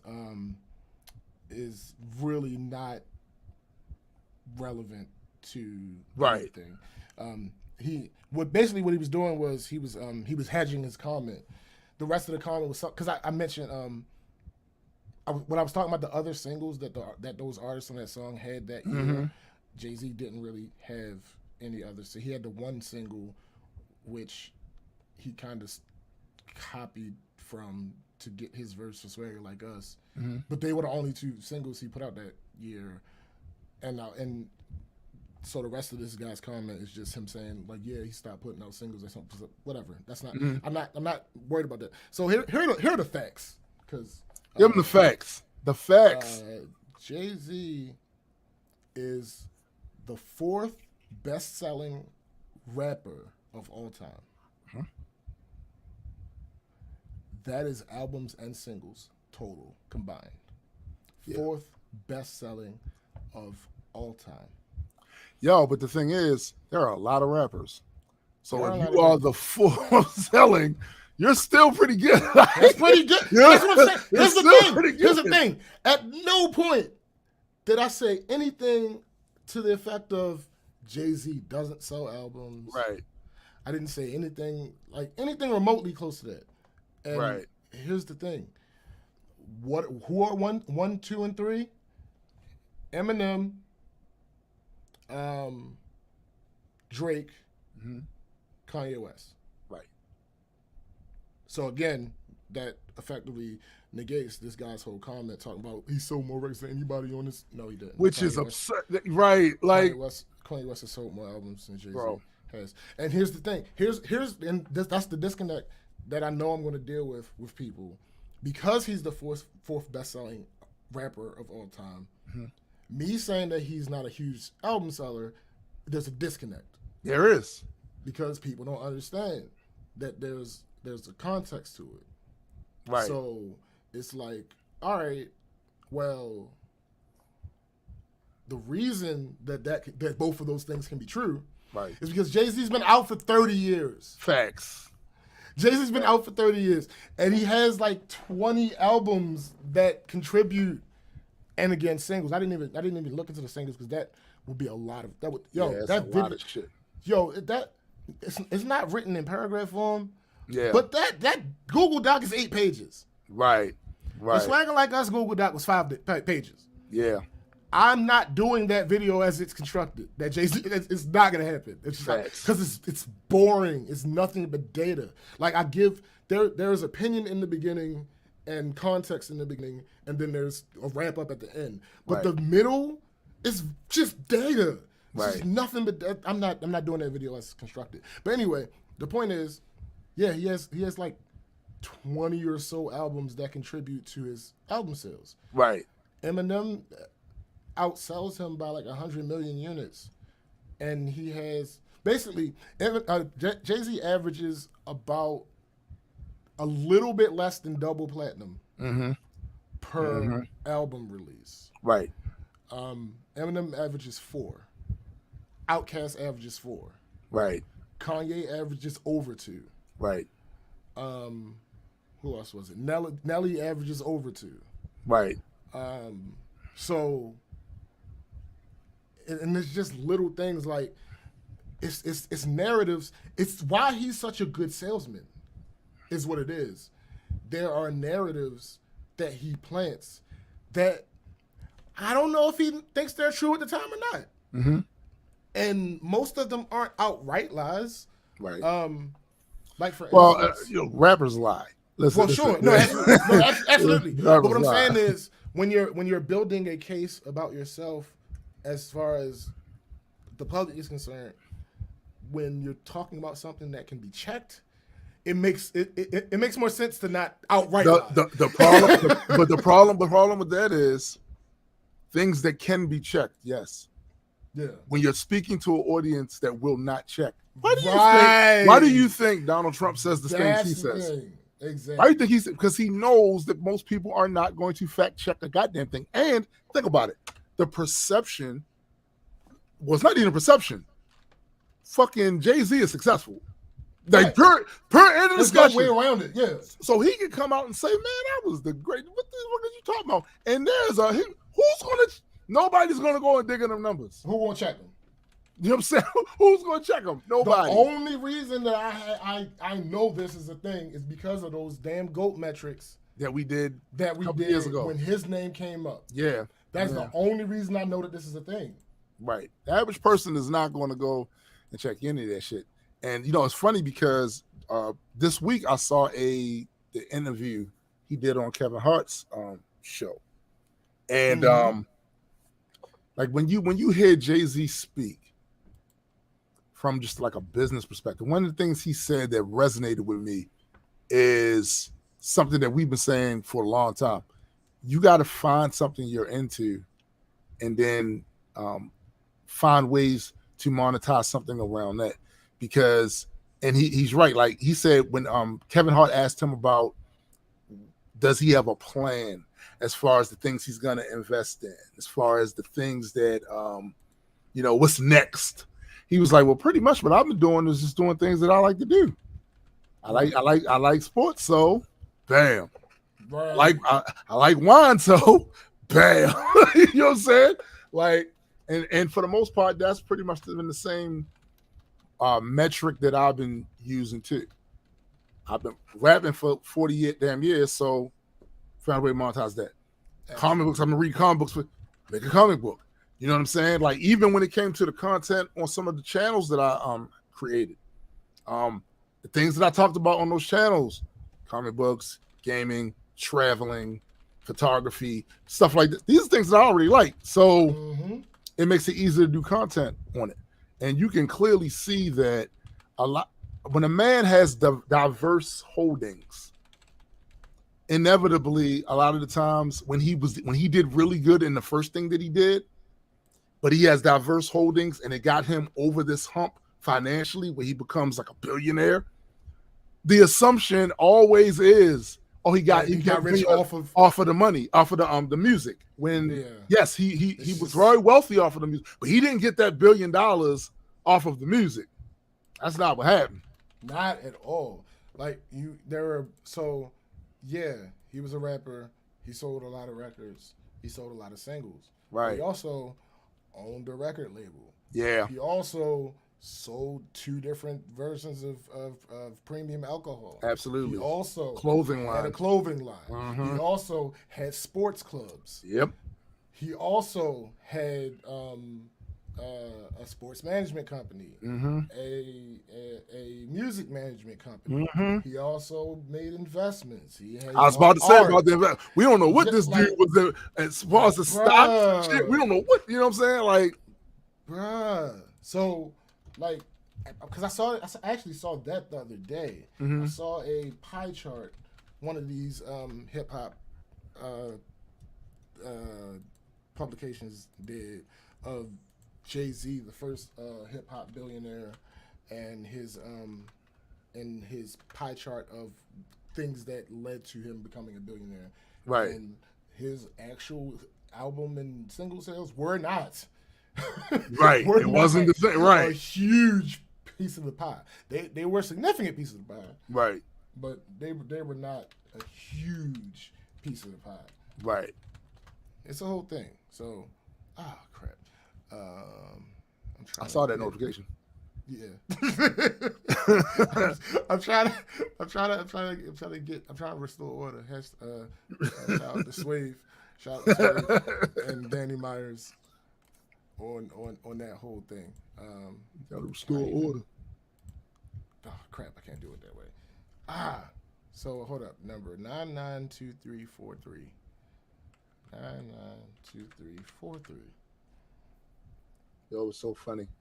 I saw a bunch of videos that came out about the Goods versus Easy battle. And dudes be capping, yo. Like dudes be capping so fucking much, yo. Like that's the thing. so that when somebody just refuses to cap and says what it is, it's controversial. Like my man Swade came out and flat out said it. Yo, man, Goods lost, yo. Like 3. I fuck with Goods. Goods lost. 3. 3-0. 3 blickety. 30 sack of work. You know what I'm saying? Like, got him the fuck up out of here. You know what I'm saying? And then I know because people got personal relationships. You know what I'm saying? People want to say things a certain type of way. So he was like, you know, some other people were saying, yeah, it was 3-0, but he ain't. It was, you know, he was in there fighting. It was a gentleman's. That's not what I saw. That's not what I saw. I didn't see a gentleman's 3-0. I saw a nigga get wiped off the map who was gone for 2 years, came back and thought he was going to pull. He was going. See, the thing is, people don't really be analyzing their opponents. See, Goods thought he was going to get on that bitch and do this whole, you ain't even a grown man. Look what you doing. I got stocks. And I said, yo, you haven't been paying attention to what Easy has been doing over the last couple of years. You really haven't been paying attention to what this man's been doing. And obviously you haven't been watching any interviews. I get it. It's all part of your shtick. You get on there, talk about this random ass shit and go, these are the things I think every time you niggas, I hear you. But that cost you that match. Thanks. That cost you that match. Completely. Easy already owns a house. Yeah. And he owned a house before he went on his run, by the way. Like, you know who you talking to. Yeah. Who are you talking to? Like, Easy is on his acting shit now.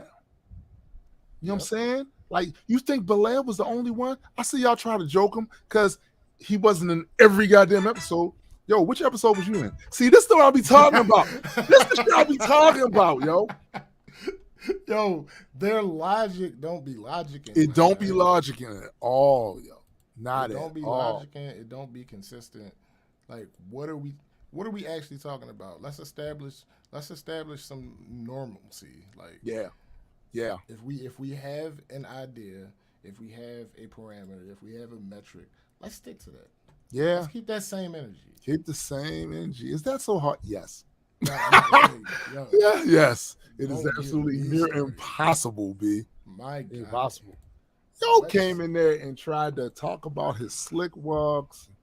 He over there with his hoochie daddy shorts on and shit and thinking, this is a 1 of 1. I had this made. And so I still haven't watched that battle. I've recorded the whole thing. I recorded the whole show. Mm-hmm. I watched up to Shine versus Sick, which I missed, and I hear Shine lost his mind, yo. Nigga, I hear K-Shine lost his mind. So Shine is my favorite battle rapper. Oh damn, I did not know that.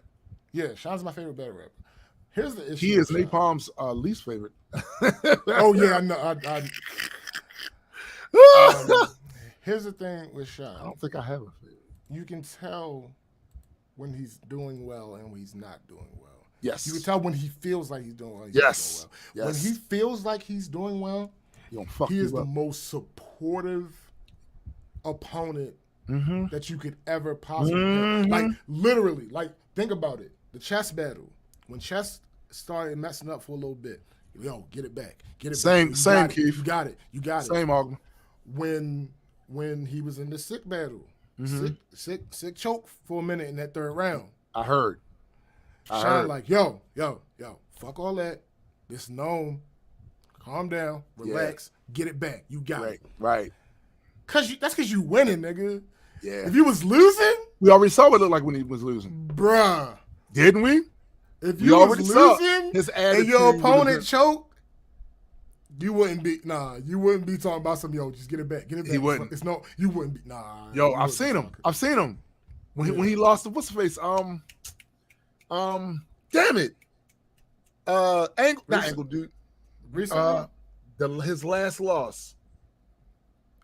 Easy? No, not Easy. No, Hollow. Yeah. I saw it. Yeah, he didn't do his best against Hollow. He was much better against Easy. Yeah, but he didn't. Oh yeah, he was not. But see, my thing is right. I've never seen good when you watch Goods versus Easy. You got to watch because it's a dope. It's entertaining, right? I've never seen Goods that uncomfortable and try to act like he wasn't. That bullshit that he do every time, you know goddamn well he ain't talking to nobody in the audience for real. Like that shit that why the dude rapping? You like that? You ain't holding the conversation. Come on, B. Like that's your defense. I get it. That's your defense. Like none of this bothers me. This looked like it bothered you while you tried to make it seem like it wasn't bothering you.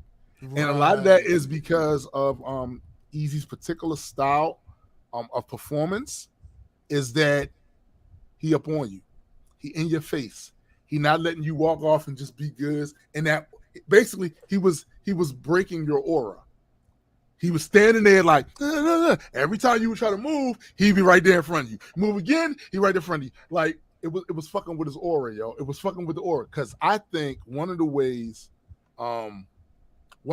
Goods deflects is you're not close. Like when you're not close to him, he can stand off and be himself, body language, but when you're in his face, you're forcing him to interact with you while you're doing. And the thing about K-Shine, you said about K-Shine, absolutely is a fact. When he's feeling like he's winning and his confidence is high, that's when he's Gladiator, yo. He's Gladiator, yo. He get his power from his confidence. I have seen some unsportsmanship as behavior from him in battles where he's not doing well, or he's not doing bad, but the other guy he's scaling him every round. Right. Like, ooh, damn, K-Shine had a dope ass round, and then dude comes in and just gets enough to be over top that, which to me is some of my favorite type of fights, to be honest with you. Yeah, and here's the thing: he doesn't do that thing that I was saying about him when he's losing. He doesn't do that in those battles. In those battles, he just high energy. When he losing bad, you can tell when he losing bad. Yeah. When he winning bad, you can tell when he winning bad. Yo, the other thing about K-Shine too is he's grown up a lot, bruh. Yes. Because the way K-Shine used to be when he first came on the scene, it's pure hothead. Obviously, it was a Napoleon complex. Absolutely. That's what it was, yo. He ain't want niggas that they can violate because he was small and low boy him. He wasn't with that. And I get it to an extent. I get it too. Because here's the thing about it. While I don't have a reference to that in real life, past fucking 13, some shit like that, right? I don't have that same reference, but I get the idea of a motherfucker. Thinking motherfuckers trying to play you in a sport where it is confrontational and everybody talking like they tough, this, that, and third. So people gonna use every advantage they can. But yeah, in the sick battle, there was. But that's true though, Paul. That's absolutely true. There was a stretch, and I think I've eliminated the problem.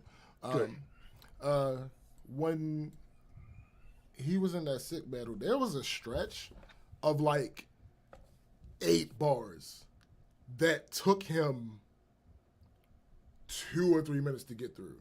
Wow. Because the fans just kept stopping. Bananas. Yeah. He was like a hammer and a stick, low key and Thor. I'm the only one with this hammer. Low key, I'm Thor. Right. I'm like, yo, what are you doing up there? Right. What are you doing? Right. Yo. But anyway, back to the Jay-Z thing. Yes. Another thing, Jay-Z don't do well with collaborative albums. Uh-oh. Every collaborative album, and he has 4. Right. He has, actually he has more than 4. One of them I didn't penalize him for because that was R. Kelly fault. Right. But he has 2 albums with R. Kelly. K-Tor. They bomb is the worst, yo. There was 2 albums with R. Kelly. One of them I didn't penalize him for, but the second one was absolutely justified because it was the literal second of the 2. You chose to do it again. Right. Yeah. Right. So he has 2 albums with R. Kelly, 1 album with Kanye, 1 album with Linkin Park, 1 album with Beyonce. Every single one of those albums except for the one with Kanye, the person he's collaborating with took a financial dip by collaborating with him. Wow. Every single one of those albums. Wow. So what have we learned? We learned that Don't collaborate. Do a collaborative album with Jay-Z. He's kind of average at selling albums. Like, and when I say selling albums, I'm not talking about the entire landscape of rap. Right. If fucking, oh shit, I was about to say Chingy, but Chingy got a double platinum album and a platinum album. Yes, he does. Collision Course was trash. It wasn't trash. It wasn't trash, but it was effectively nothing. Is what I'm saying. Like, there wasn't any new content. Collision Course was literally mashups of some of Jay-Z's biggest hits and Linkin Park's biggest hits. It was literally nothing. There was nothing new. No, in other words, yeah, you're saying there was no new content on there. It was just mashups of songs that they already had. It could have effectively. It was what Collision Course was a greatest hits album. A greatest hits remix mixed with What If. Because I wouldn't even call it a remix because there's no new content. It's a mixture of their hits. Right. So inspiring. I'm thinking what Ogma is talking about is the pop culture impact. But I don't think it had the seat bump. That's the point that I'm making. It had an impact on you. I was about to say I had to accept this too. There is a whole segment out there, absolutely, that it hit different for. Like literally, different for it. Linkin Park was doing 7 times platinum, 8 times platinum. Collision Course did 2. Right. So that's not. Yeah, that's a huge dip. That's not insignificant. That's not the first Jay-Z and R. Kelly album where Jay-Z was doing like 2 times platinum, and then Best of Both Worlds did 1 times platinum. Okay, it's still a dip, but it ain't huge. Yeah. Like, no. Collision Course literally crashed Linkin Park's record sales. And they recovered when they put out another album. Here's the expectation, typically, of what people want to happen when they have one big act and another big act come together, right? What they typically want to happen, and I'm talking from the record company execs and the artists, is that the audience of both of these, who typically are separate, all both come together to purchase, engage, and buy this project. Because the idea is supposed to be Ebony and Ivory. Yes. That's what the idea is supposed to be. Yes. I bring what I got coming to the table. You bring what you got coming to the table. So everybody not going to make it. Right. But enough people should be able to willing to take this journey that it benefits everybody. And basically, that's not what happened. So if Linkin Park did on its own 7 times platinum, we're going to do 10 because or 8 because we got this guy with his audience coming over here mixing with our audience. Bam, we about to knock it out the park. That's not what happened though. That's not what happened. In fact, I'm about to give you the actual numbers. And I actually liked a lot of the stuff on it. I liked the music of it. But here's the thing. You look at the data, it didn't do what they wanted it to do. It didn't. Yeah, I don't know if that's the case, Ogma. Like, the tour, maybe. I'll give you points for the tour because they had opportunities to do things that weren't on the album on the tour. Facts. I don't know if they did or not. But they had the opportunity to do such. And also, I don't know their tour numbers. I don't know because they could have done very well on tour. Right. They could have. Here's the thing. I don't think what happened with that is what you think happened with that. Because Linkin Park at that point was not shut up, Paul. Linkin Park at that point had not reverted to just doing metal. Nah.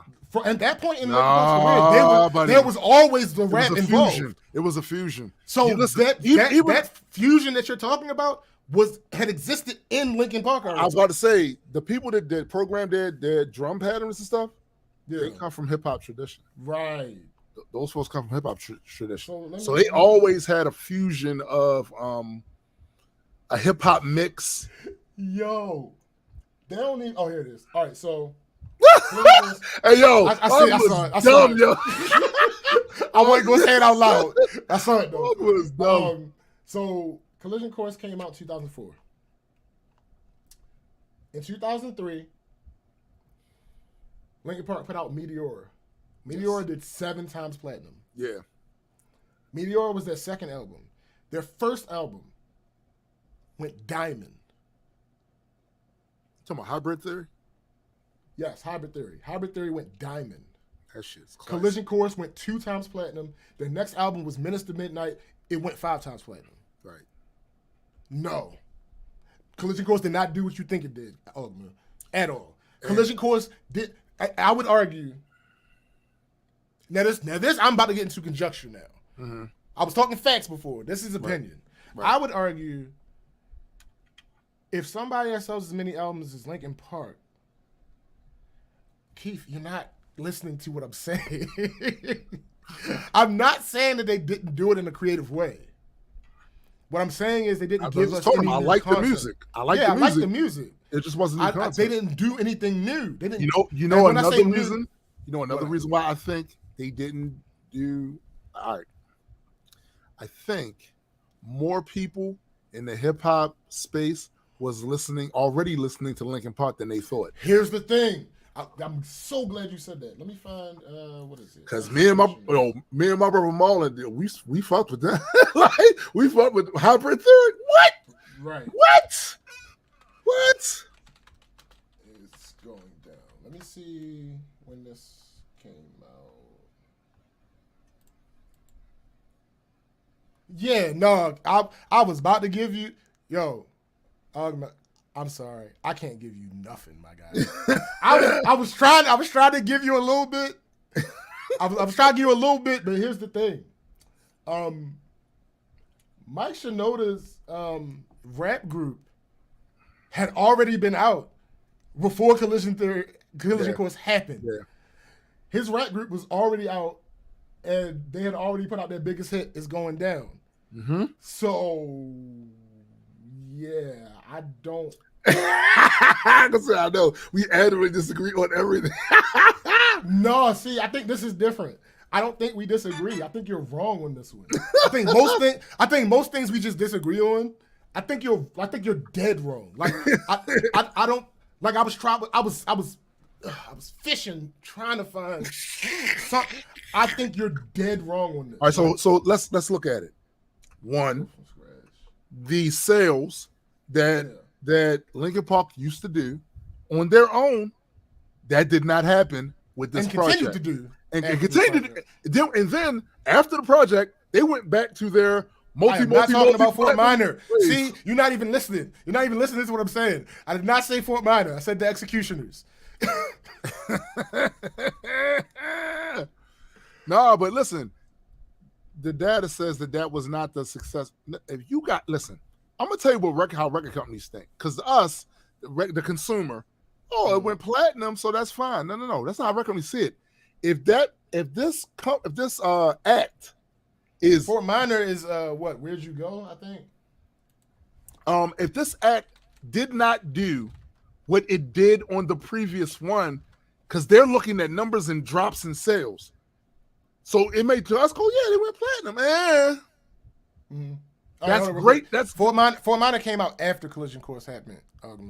I'm talking about the Executioners. That's a different group. All involved with Mike Shinoda. But anyway, yes. The companies don't see it that way. They don't like it. Bro! They don't see it that way. Like you just did 7, and then you hooked up with this guy and just did 2. Nah, B. Listen to me. Nah. There's no way you can tell me. There's no way you can tell me that. There's no way you can tell me that somebody deemed it necessary for Jay-Z to run back another album with R. Kelly. Right. And then after that, Collision Course was successful and they didn't revisit it? Exactly. They would, yeah. You can't tell me that. Yeah, they would have. Yeah, they would have. They definitely would have. You can't tell me that. They definitely would have. You can't. I'm not hearing that. I'm not hearing that. Like, but again, Linkin Park, their hybrid theory. So hybrid theory it's still dope. Playing that, it's still dope. Hybrid Theory, Meteora, and Minister Midnight. Those are the albums that happened before, I believe, Mike Shinoda stopped really rapping on Linkin Park songs. Collision Course happened in the midst of that. Right. After 2 of those albums. So again, all right, so put it like this. Their lowest selling album out of those 3 is the last one, which is 5 times platinum. Right. Right. So I don't. But here's the thing: the vast majority of what you just said, argument, is a fact until the end. I don't think any glory was no, the corporate was achieved. Yeah, especially with glory. I don't think we got a moment of glory. I think we got a brief glimmer. Yeah, corporate of slight dopeness. Corporate don't say it like that. Well, he's saying corporate MTV. All right, so whatever. No, sure. No, I'm giving him all of that except for the moment of glory. I don't think we got a moment of glory. I think we got a brief slither of slight dopeness. No, like, listen, yo said.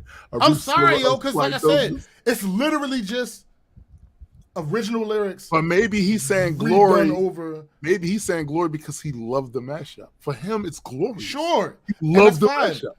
Yo, I'm not telling you it was bad music.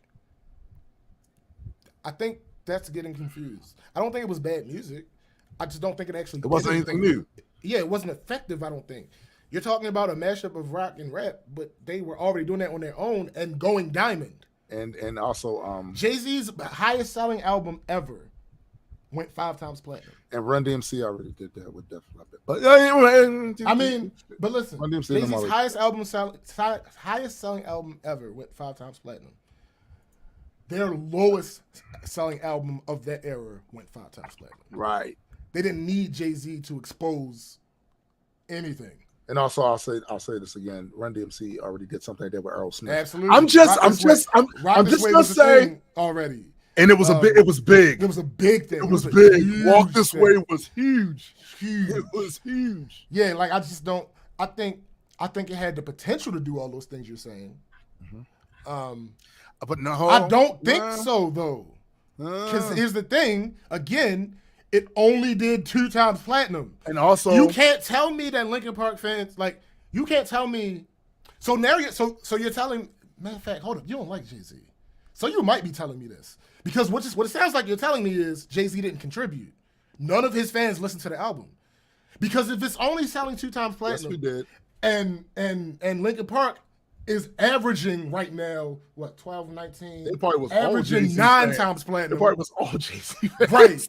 It probably was all Jay-Z That's fans. what I'm saying, yo. Because Linkin Park is averaging 9 times platinum right now. Right. And they put out this album with Jay-Z and it goes 2 times platinum. That was Jay-Z. And you're telling me that was Linkin Park fans being introduced to Jay-Z? So that means Jay-Z didn't contribute. And what Linkin Park is averaging 9 times platinum at this time. What I would say to you is that, again, a lot of us hip hoppers was listening to Linkin Park already. Bruh. We was already listening to Linkin Park. He was already listening to Linkin Park. I was on Linkin Park before it was the biggest disappointment of outside of Swagger Like Us. It was the biggest disappointment of a collaboration that I've ever experienced as a fan. I'm not talking about business no more. Let me ask you about that. So when you say that, are you saying that you just did not like the music, or is your feeling of your feeling of the state of the album, does it mix in with it being commercially successful? Because see, for me, I don't care about it being. Yeah, no, I give a damn about when I'm talking about from a fan point, I don't care about how much. Right. Fucking. We listen to rappers. Rappers don't sell. They don't sell, right? So right. No, when I'm talking about as a fan, it disappointed me. It was the biggest disappointment other than Swagger Like Us, because I love Linkin Park. Yeah, me too. And at this point in time, I was still a huge Jay-Z fan. Jay-Z fan, right. So when I hear the first song and it's just a mashup, Got I'm like, you. okay, this is cool. This is cool. You. They're doing the whole album? This the single. Right, it's the single. Right, they're doing the whole album? Oh, it's bound to be new music on this. And we about to be some crazy. Yo, Jay-Z and Mike Shinoda going back and forth. What? We about to get... And then literally it's nothing but mashups. Rehashed songs that were hits in the past. No, I feel you. It was the biggest disappointment. I feel you. You wanted new music. You wanted them to get in there, collab on some brand new tunes. I wanted what was advertised. Yeah. I wanted music from Jay-Z and Linkin Park, not music from Jay-Z and music from Linkin Park. No, I wanted music from Jay-Z and Linkin Park. You wanted them in that studio hashing out new melodies, right? New beats, vibes. Right. I feel you. Because here's the thing. All those mashups don't fucking work. I don't give a fuck about you fanboying. And I'm not talking about you, Ugma. I don't give a fuck about you fanboying. All those songs don't fucking work. They don't. They just don't. That's a fact. The vast majority of them do. Right. Because again, you have some of the greatest engineers and producers that money can buy working on this shit. Right. Absolutely. Most of them are going to work. Some of them didn't work. Right. Some of them didn't. That's a fact. That's a fact. It just is what it is. And again, the idea of, once again, introducing rock with what we did that. So it's not, so we did that. And so it was like, it was the laziest way you could do a thing. Yeah. Yeah. And mind you, Run and Aerosmith, like, they were big acts, both. Yeah. And they did, commercially, they did exactly what you expected it to do. You know what I'm saying? Exactly. Barn burner. Facts. Barn burner. And then this shit come out of here and do 2 times platinum.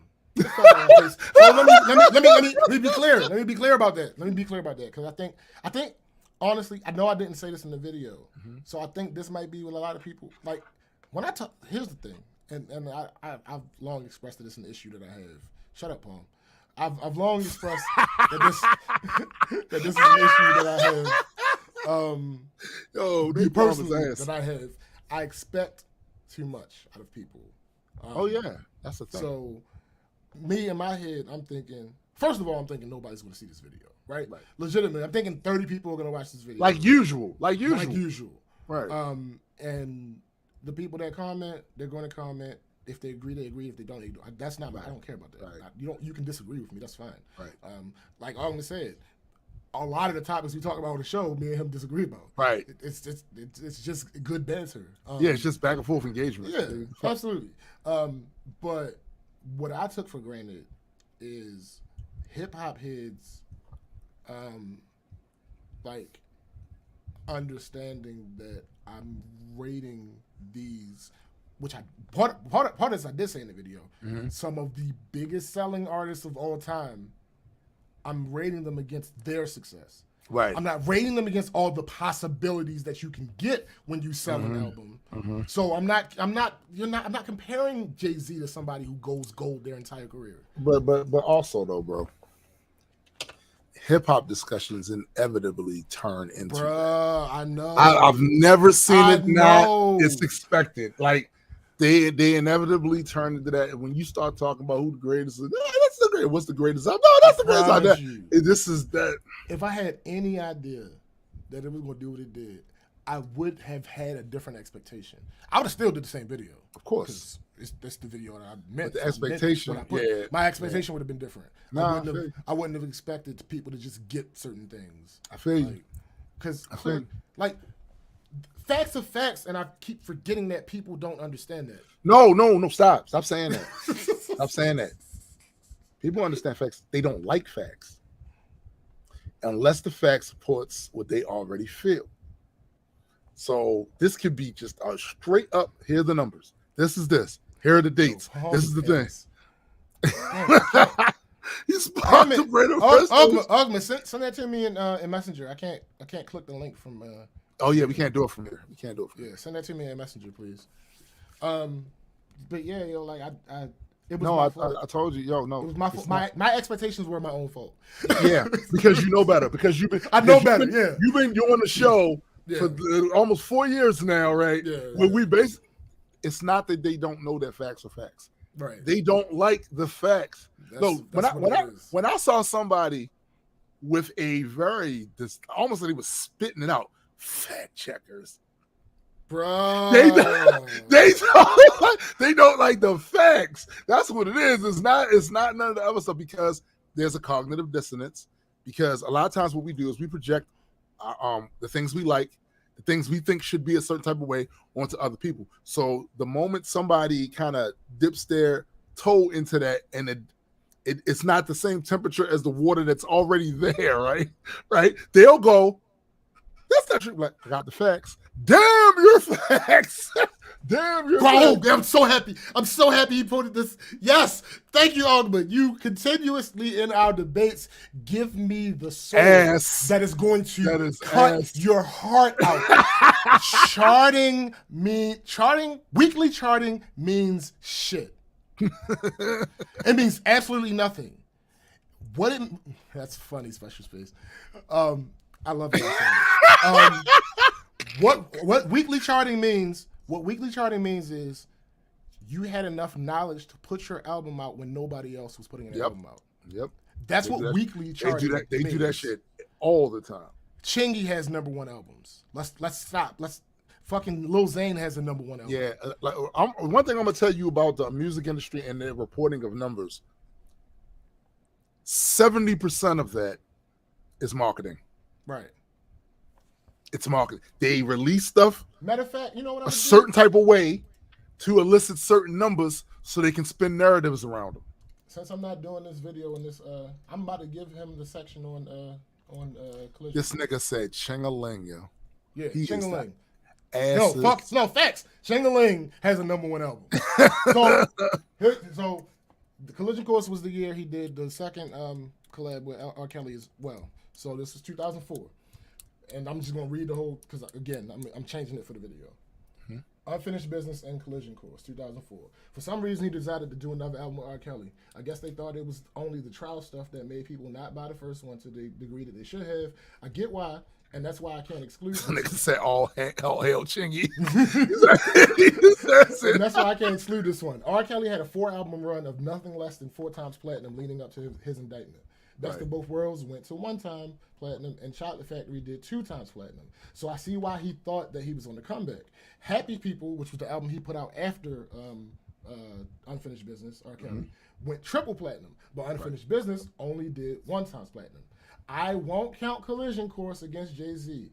It did slightly better than Unfinished Business, but it was another example where he collaborated with another artist, and the resulting album sold less than what the other artist was used to selling at the time. The reason I won't count it is because it wasn't new songs, and that may have been what stopped fans from either fan. I think that's what it was really too. Going out and buying it. I think that's what it was too. Here's the thing: 9 other albums that.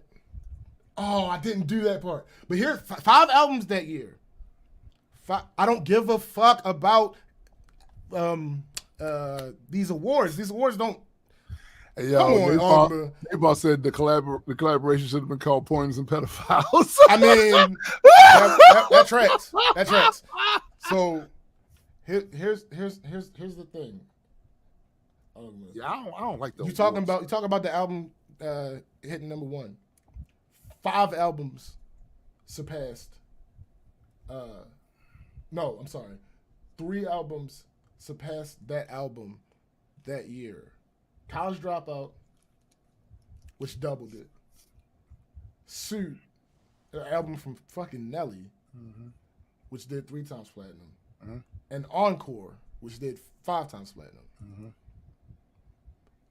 A collaboration album is for comparison, Watch the Throne. Because this is the one collaboration album that Jay-Z did that didn't drag down his collaborators' sales. Right. The year that Watch the Throne dropped, there was only 1 album that surpassed. We're not talking about quality right now, Ogma. We're not talking about quality right now. And Encore was not a super dope. Never mind. So the year Watch the Throne dropped, only 1 album surpassed it, and it did 5 times platinum. Nothing else came close. That is domination. That is impact. Collision Course, yeah. My thing is, It was bound to have I a don't certain amount of impact. I don't like the award-winning thing as being something that we hang our hats on with the metrics, because no one has clean hands with that shit. There are so many reasons. You just made me think about something. Another point, Ugna. An album's sales are not an indication of its quality. May I present to you MC Hammer's first album? Facts. So you're saying that the albums that surpassed it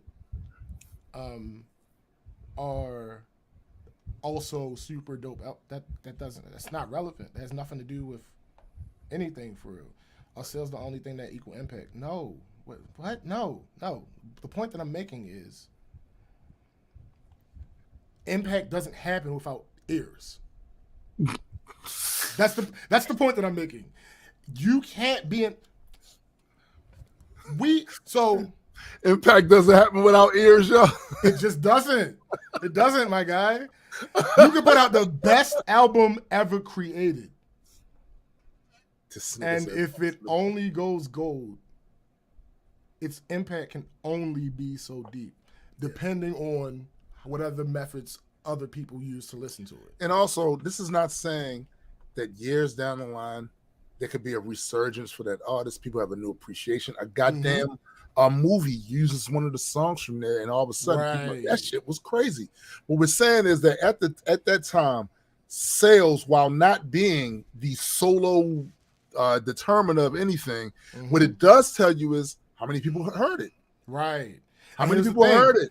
This was before the takedown of the record industry. Yeah.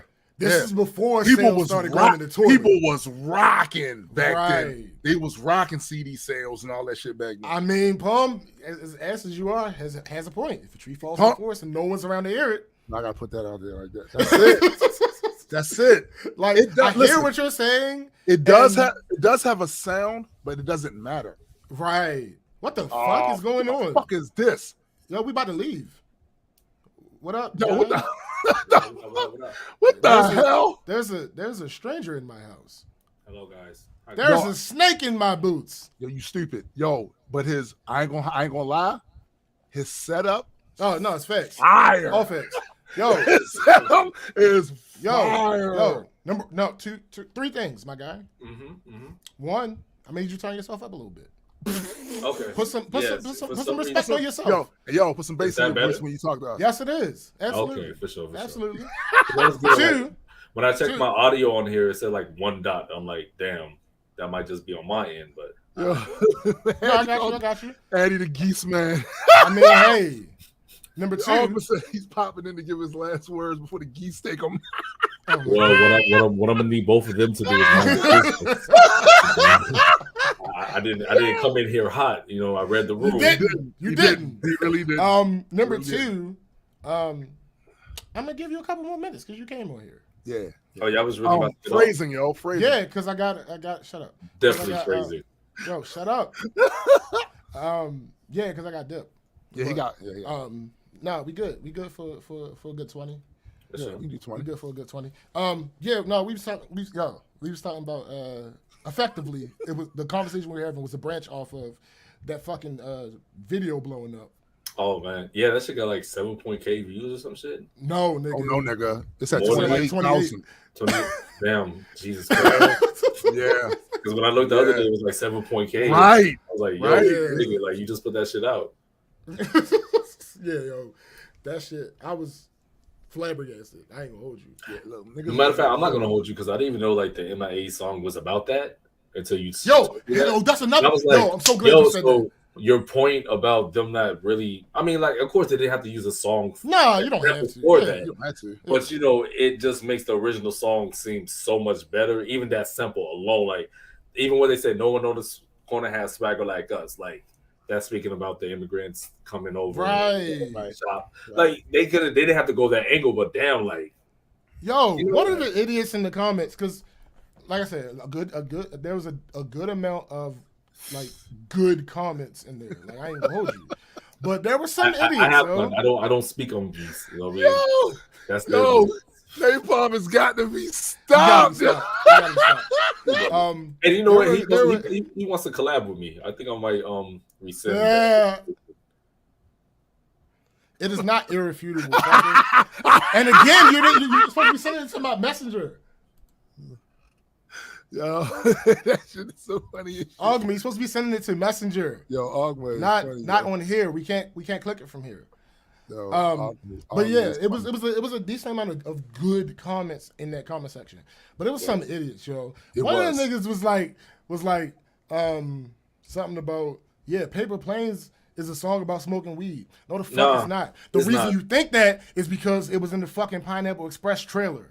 God, yeah. So you think that the song is about smoking and plus weed. she said I fly like paper, get high like planes. So yeah, right. that's it's not about smoking. Matter of fact, That's about fake visas. They use that song for a lot of like games and shit. Hold up, B. Trailers and all that. Trailers have nothing to do with the message of the song, but right. Wait a second. Wait a second here. Yeah, yo.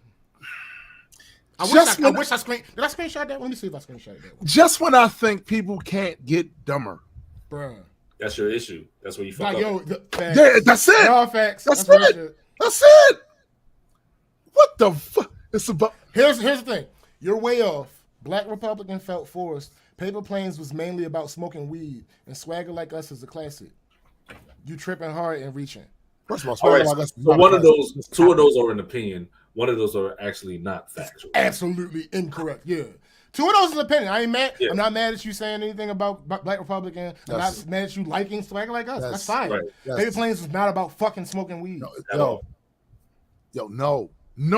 It's just not. It's just not. It's literally based off of her personal experience from being from Sri Lanka and the political issues over there. Yes. And when she went, she was setting up to record this new album. She was supposed to be working with fucking Timbaland. She's supposed to be working with one of the hottest producers in the game, but she ended up not being able to because she had issues with her visa. Right. And she was talking about, yo, that's funny. All of a sudden, that's like saying the DMX song is about Shakespeare because it was in Romeo Must Die. Yo, facts though. Yo. And I'm like, yo, like, what are you talking about? Yo, here's the thing. I didn't start anything doing that. Y'all know my reflex in this position. My reflex is the scorched earth. Oh, I was gonna say gag, but go ahead. Phrasing, my guy. I know. Because why would you even say it though? Because it's me. I'm the person that you can't have on speakerphone on the phone. Did you realize? Funny. Did y'all ever realize that my project No Skullduggery was about not caving in skulls? Yeah. Oh, right. I thought it was like no skull. Yeah. Don't do that. Yeah. No, I thought it meant you don't want any like head or fellatio. Yeah, this is going off the rails. So I'm like, all right. My initial reaction, scorched earth, hyena mode, get all these, and then I was like, nah. Yeah. Tim was like, no, don't do that. I was like, let him go, let him. Because another reason I said that too is he didn't have to. There's literally arguments happening already. Yeah. They're already going to drive your numbers up. They're already going to drive your numbers up. There's going to be people that are defending you also, whether you see the comments or not. There's going to be and then it what really put it into this is literal. Yeah, that's a literal. Yeah, there's nothing we can do about that one. So what really put it into context for me was when I made that post about the 25-year-old guy talking about, this is a classic. I should know. I'm 25. I've been. That's the part of the thread I was trying to find, but it was so like I said, I didn't even realize the shit popped off like that. I was like, bro, I don't have time. I thought I had time. Right. It was many. And then we went and we looked at this kid and was like, yo, like you're 25, so that means that you were 13 when this came out. So you definitely didn't know what the song was about anyway. Bruh. Come on, man. Like you're 10 years my junior. Sit down, my guy. Sit your dumb ass down. You want a sippy cup? Like, what are we talking about? Like, here's the thing. This isn't to say that a young person can't have a good perspective on something. Oh, not at all. But your argument was I've been around. Yeah. Been around where? I've been around too. I've been around the corner of the block. Right. Look. context is everything. Yeah. If you are a young person who was like kind of like I was, and once you heard one thing from one of these groups, I gotta hear all that shit. Right. The stuff my mom was listening to, the stuff my stepdad was listening to, and uncles and shit. I heard some shit that was dope, like Al Green. When I was first introduced to Al Green, I was too young to really be there for Al Green when he was. But I went, oh no, I'm going back to listen to. But you knew that you liked it. Hold up. Yeah, hold up for a second. Birthday, Special Space. Happy birthday to my man, Special Space. Yo. Facts. Happy birthday. But no. Absolutely you are, goddammit. But to your point, though, you probably didn't even understand what the song was about at that age. No, I just like how it sounds. You just like how it sounds. But now it's probably something different to you. But you know what I mean? Because you actually understand what the song is about. So this dude, but Swagger Like Us isn't a song that's like. Hold on. Let me be clear real quick. No, Ogma, again, I'm not really arguing that the music wasn't good. Yeah, the music. I like the music. I'm arguing that it was I'm arguing two different points. Yeah. One, on a business point, it was a failure because collaborations are meant to raise everybody's. That's right. Profile and stock. That's right. And from a fan perspective, it was a failure. I say not because it was no new music. Because it was no new music. Right. I wanted new music. No new concepts. So no, I'm not saying it was bad music. That's not what I'm saying. But anyway, age matters in certain situations. In certain situations, it matters. And if you're not the type of person that actually that's going to go back to try to get some sort of a context or whatever, like a lot of the music from the '60s. I was born in '69, the tail end of the '60s, yo. Mm-hmm. Like I went back and listened to that music because when I went through a certain stage in my life, I was finding old Malcolm X speeches and lectures and shit, and a lot of the people from around that time that was doing the whole civil rights struggle stuff. So the music of that time was very relevant to what was happening at that time. So when you would go and watch those documentaries, they'd be playing music from that time and go, yo, that's tough. So it made me go back and find more of that music. Right. Like, if you're not that type of person, it matters. I just want to give Toom a nod for being born in '69. That's what's up, dog. Yo, shut up. Shut up. But yeah, so like I said, there was mind your business, Napalm. He won't. There was a decent amount of good comments. And when I say good comments, again, I want to stress, I am not talking about people agreeing with me. No. Right. Comments where people stuck to the issue at hand. They made their points when they disagreed with him, and not a bunch of that feces flinging that you see a lot of times on there. You know, and that's the other thing that was the funniest though. This is not the flex that motherfuckers think it is. So there's a couple of people in there that was like, one said this video was a failure because they was reacting to the word failure in the title. No, when the average video on this channel usually gets between 15 to 30 views, and this is up past 20,000. This is not a failure. The other person who thought this was a flex was like, oh, comments, come get them. No, that's not the flex you think it is, because on YouTube, we want the comments on it. So bring it. We want all the comments, baby. Yeah, whether good or bad. It's supposed to be like that. I'm a big boy. I can take it. Yeah, let's give it a beat. Like, James has too much on his plate to read. Bruh, that's the other thing. But you guys don't really shoot as many shots. Well, you shoot the shots, but they're not hitting. You know what I'm saying? Yeah, I haven't read all those comments. I can't read all those comments. The worst thing you could have done was not comment and not watch. Right. Yeah. That's the worst thing you could have done. And sure, some of you didn't watch the whole video. I get that. Yeah. But you still contributed to my metrics in some way, shape, or form. Mm-hmm. Our channel is growing because of you. Thank you. Look at them inadvertently helping. Right, yo. We was at 81. 83, and now we're up past 200 subscribers. First of all, shout out to James for the idea of the show, because that had a lot to do with it. Word. And shout out to all the haters. We love the haters. We love the haters. Keep commenting and hate posting. What? I love that you said that, because normally when people say it, it's like a facetious thing. No, absolutely. This is 100%. I think that's how that term was supposed to be originally. That's how it was right. But now people just use it when anybody says something mean. Right. Thanks. Yeah, they use it sarcastically. Mm-hmm. What up, Discord? Nigga? What up, Discord? No. Yes, hint of sarcasm at all. Mm-hmm. Absolutely. Thank each and every one of you, because you helped contribute to this storm. Is a monumental moment on the Multi-World Entertainment channel. Dare I say we might hit 30K? We might hit 30K. We might hit 30K. We might hit 30K. I remember earlier in the week talking about we might hit 10. And then we might hit 20. Mm-hmm. Then we might hit 25. Mm-hmm. Sky is the limit. Hey, listen, my guy. Now I ain't gonna hold you up. The biggest issue that I do have is the follow-up. I know for a fact this is not going to happen on the next video. No. So that's really the biggest. So the way you said when I first looked, we was at 222. We're now at 247. But anyway,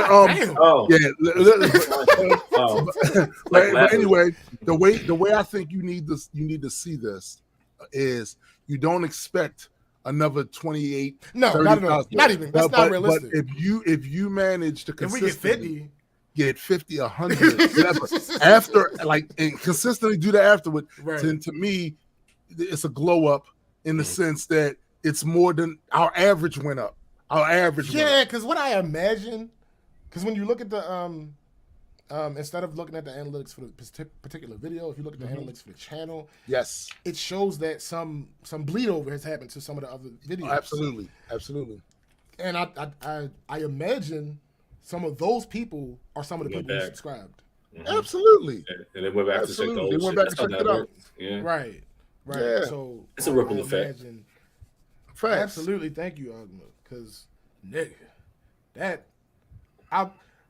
talk about truly flabbergasted. Mm-hmm. I was like, what the fuck is going on? Like, why? Like, yo, Napalm is the worst, yo. He is the worst, yo. Yo, legitimately, for the first few hours after Tim sent me that screenshot, I was like baffled. I'm like, what the fuck happened? Like, I've been there. Why this video? And then I start thinking about everything, and I'm like, all right, I did say before all this happened that it was probably the best video I've ever made. Yeah, but it is a well put together video. It's a well put together. It's a mixture of things. It's a well put together piece of content, which matters. Also, what matters, it's contentious. You said that this song is a failure, not why I didn't like. Right. No, failure. So we talked about this before. People attach who they are to the music they like. Mm-hmm. Yeah. So if they take it as if you say you don't like that or you don't like their taste in music, then they're ass. And you made it such a big statement. Like it wasn't. You didn't say, "Oh, this song was a failure because the business side was wrong." You just said, "It's a failure." So they're automatically thinking, "Oh, you say the song is trash." Which personally, I'm not gonna say the song is trash, but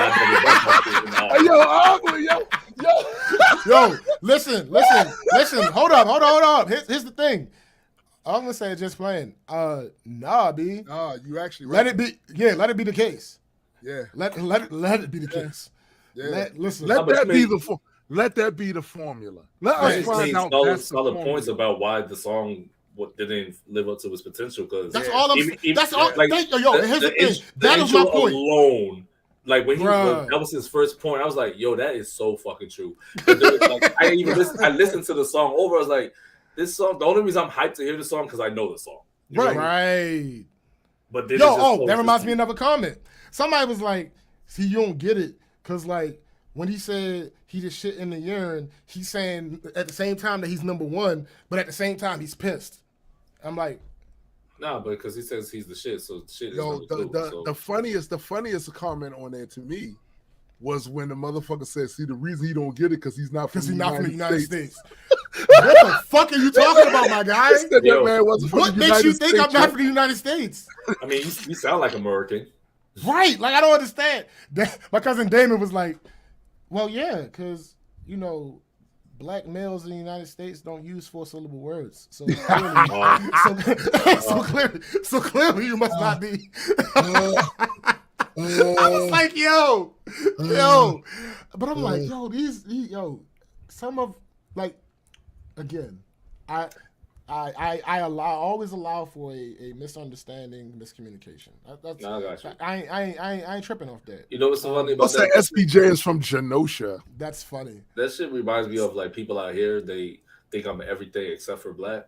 They think I'm mixed. And Right. shit. Well, I knew Like, one guy who thought you was fuck him. Seminole, or what was that, Apache, or Fuck Well, George. I do have Choctaw in my family, but I don't care about none of that shit. You know what I mean? Mhm. But it's just a thing. People here think I'm mixed. I'm like, so he was right. I mean, kind of, sort of, not really. Well, kind of. Geronimo was right. Breaking news. Geronimo was right. Addie said, Napalm said Addie is a reptilian. I would take that out of. Of You know course what I'm you saying? would. Of course you would. Or Of course you, you or would. you You Dominican damn or Puerto You Rican. damn- you Like, damn- of course, we know that, Herpy. We know. hey, yo, first off, Ain't that how you say it? That's not how you say it? That's not the Damn. abbreviation. I thought that was no, abbreviation. I need the 5. This I need to find. I'll referee. Listen, no. I don't want no witnesses. the best I got is Okay. 4. The best I got for you is 4. Oh, You know what no, I'm saying? we pushing that minute mark. The best I got is 4. We just gonna get 4:30. All right, compromise. Point of order, sirs. Yes. Go ahead. Phrasing. Oh, Yeah. Low-key. yeah. Damn. Yo, Yeah. Paul called him a Kurt Connors Connors head head ass. That's Yo, funny. Uncle said And Uncle congrats said on your congrats on herpes, your bro. herpes. Yeah, Yo, I can't with y'all, yo. I yo, can't with y'all. You For guys real. are unhinged. This is why I You haven't are. been here for like You are. a month and a half. That's not. No. Yo, Absolutely not. I'm also glad that Eddie didn't come in earlier when Phrasing, but go When ahead. when that other thing was going on. Oh yeah. Yeah. Because you could pull me back. You may not be able to pull him. Yeah, I probably wouldn't have been able to stop Now it. what happened? Yeah. Or We can talk about it now. Yeah. Some idiot was on here trying to ask random questions. For people who don't understand, that's just coming to the show. Well, Everybody to be is, clear, first, the only person that was able to see it was Napalm. yeah, because he was on Twitch. Yeah. But here's the thing, right? Everybody on that's watched the show, they know now we have topics on the show. I get that a lot of these people that are streaming come on there with no topics, so they depend on the audience to ask questions. But this show is in line with what you would see as a typical show. It's just that we're streaming it. Right. So we come on here with actual topics. And yes, we diverge depending on the conversation because conversations diverge. And that includes you guys. When you comment certain things, and that's a rabbit hole we chase and run down, we do that. And it adds to the show, right? Yeah. It makes the show better. But to be Make a clear, comment relevant to what we're talking about. exactly. We're going to address it. We're going to address it. This guy gets on here. His and first asks- question was, Out who's the blue. more Morally correct? Malcolm yeah, X Malcolm or X or Martin MLK. King? What What were are we you talking about at the about? time? We At were this talking time? about we were talking about the video, the Sway Like Us video, the comments. Nothing about So that at all. what did 1969 have to do with shit? Bruh, I couldn't answer that. It question had for you. nothing to do with what we were talking about. So we wasn't. That's not. We talking about what we talking about. Mhm. Then he thought that this wasn't a multicast. He thought this was just us on Twitch just talking. He said, "Well, why wouldn't they just call each other if they're gonna not answer questions?" Bruh, get a clue. Here You're we go. All myopic. right, so I'm gonna run it down. And this is the last thing because I gotta get out. Yeah. But who was morally superior, Malcolm X or MLK? His next thing. There are two people in here. and Exactly, questions are bro. being Exactly. His next comment. There are two people in here, and the questions are being ignored. LOL. 1 + 1 = 2 viewers. Then he On said, Twitch. "Yeah." Then he said, J. Cole is better than Lupe Fiasco and Kendrick Lamar. Mind you, we weren't talking about any of the three of them. No. Then he says, nobody listens anymore. They should just talk on the phone. Why stream? It's That's just you guys- so ironic that he says that nobody listens anymore. Yet he's not following the comment. But that's fine. He can have Right. it. Right. Yeah, I'm happy I Listen, wasn't there for that. Right. Right. See? Right. Then he says, they should just talk on the phone. Why stream? It's just two guys in a private conversation. Then he Hey, realizes you know, like a lot of the streamers that started off, they started like just by themselves. absolutely. So okay, That's a never real mind. thing. That's a real thing. And then Napalm then informed Palm him. acknowledged him, Yeah. and he's like, "Oh, really? This is a multicast?" So stop right there. Don't say anything else just yet. Asshole. How do you feel now? How do you feel now? Yo, you like that? right. And then he says, "I don't know why I'm here. This blows." And then y'all didn't know why he was here. Yeah, we don't You know. weren't I don't know what the invited. fuck You this is. didn't Yeah. say, They come say, on our street. hey, this ain't a prison. They probably tell, hey, this ain't a prison. Yeah. You can dip. Tim used the word myopic, and he said myopic means nearsighted. Oh, okay. Yeah, but it also means lacking imagination, foresight, Yes. or intellectual insight. But Again, it goes together because they aren't contradictory. They not contradictory. Yeah, right, I don't. Right. As So, if yeah, words so will have Pum multiple said- meanings depending on context, but whatever. Right, and that's when Palm said, "Hey man, this isn't a prison," and he said, "I'm about to dig a tunnel out of my prison cell."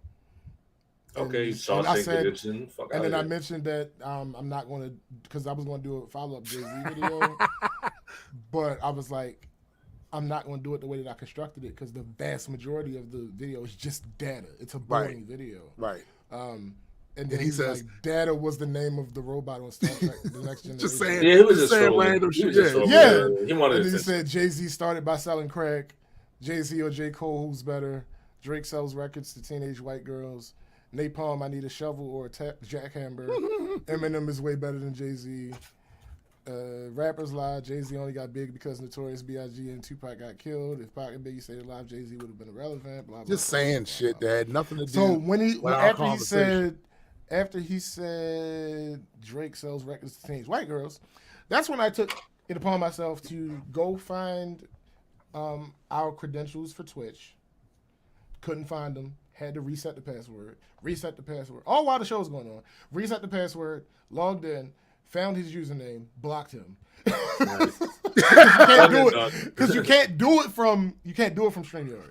Right. For Twitch. Twitch I doesn't feel give the option. man, that had to be a lot of work for you, huh? It was a lot. was. It took me 5 minutes. Because again, I went to the Twitch, had to remember what our username is for Right. Twitch. Finally remembered that, went to log in, put in what I thought was the password. That didn't work. Right. Went to reset it, had to wait for the email, got the email, clicked on the email to reset it. Then after I typed in the new email, went to log in, it made me do an activation code, had to go back to the email, get the activation code, and it was one of those activation codes where you have to type it in one by one. You can't just copy and paste it, right? Tried to copy and paste, didn't work. Had to go back to the email, remember the numbers, type it in one by one. Then I'd never used Twitch before for like that. Couldn't figure out how to block them. Right. Googled how to block somebody on Twitch. all while potting. All while Tim potting. is talking. I'm responding to him. Yep. We're talking back. We're talking to all the right. Finally found how to block him. Then went back to Twitch. Couldn't. The instructions were out of date. Couldn't find out how to block him.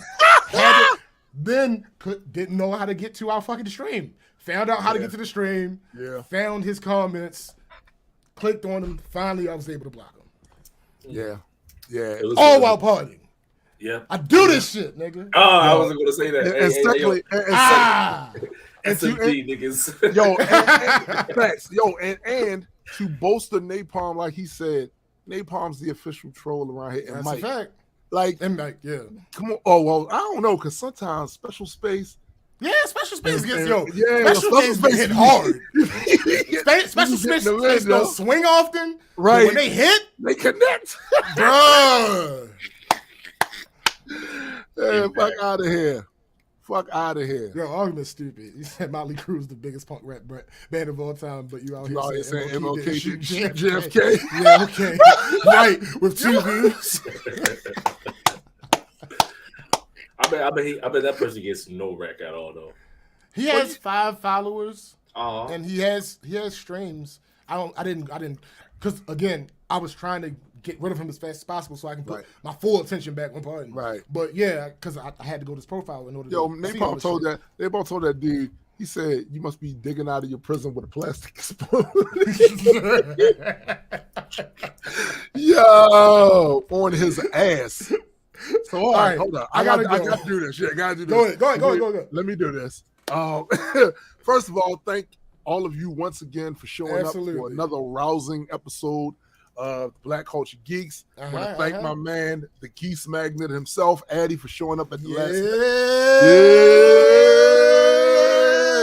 with the brand new backdrop and all Yo, of Paul that. said the only streams he has is when he's urinating. That's funny. Oh, well, see, the urine, he was trying to say the urine is in the urinal because Yo, you stupid. Listen. You stupid. You stupid. Listen, do not forget to go check out my man, Jaded Nerds channel as well. Absolutely. Also, my man, Addy, the Geese Magnet himself, has started streaming again. You know what I'm saying? So he finding some equilibrium, getting some shit right. Also, if you are interested in partying yourself or doing some sort of YouTube vlogs or all that other stuff, Addy also will hook you up with a great graphic and thumbnails and all some stuff too. So we'll holler at him.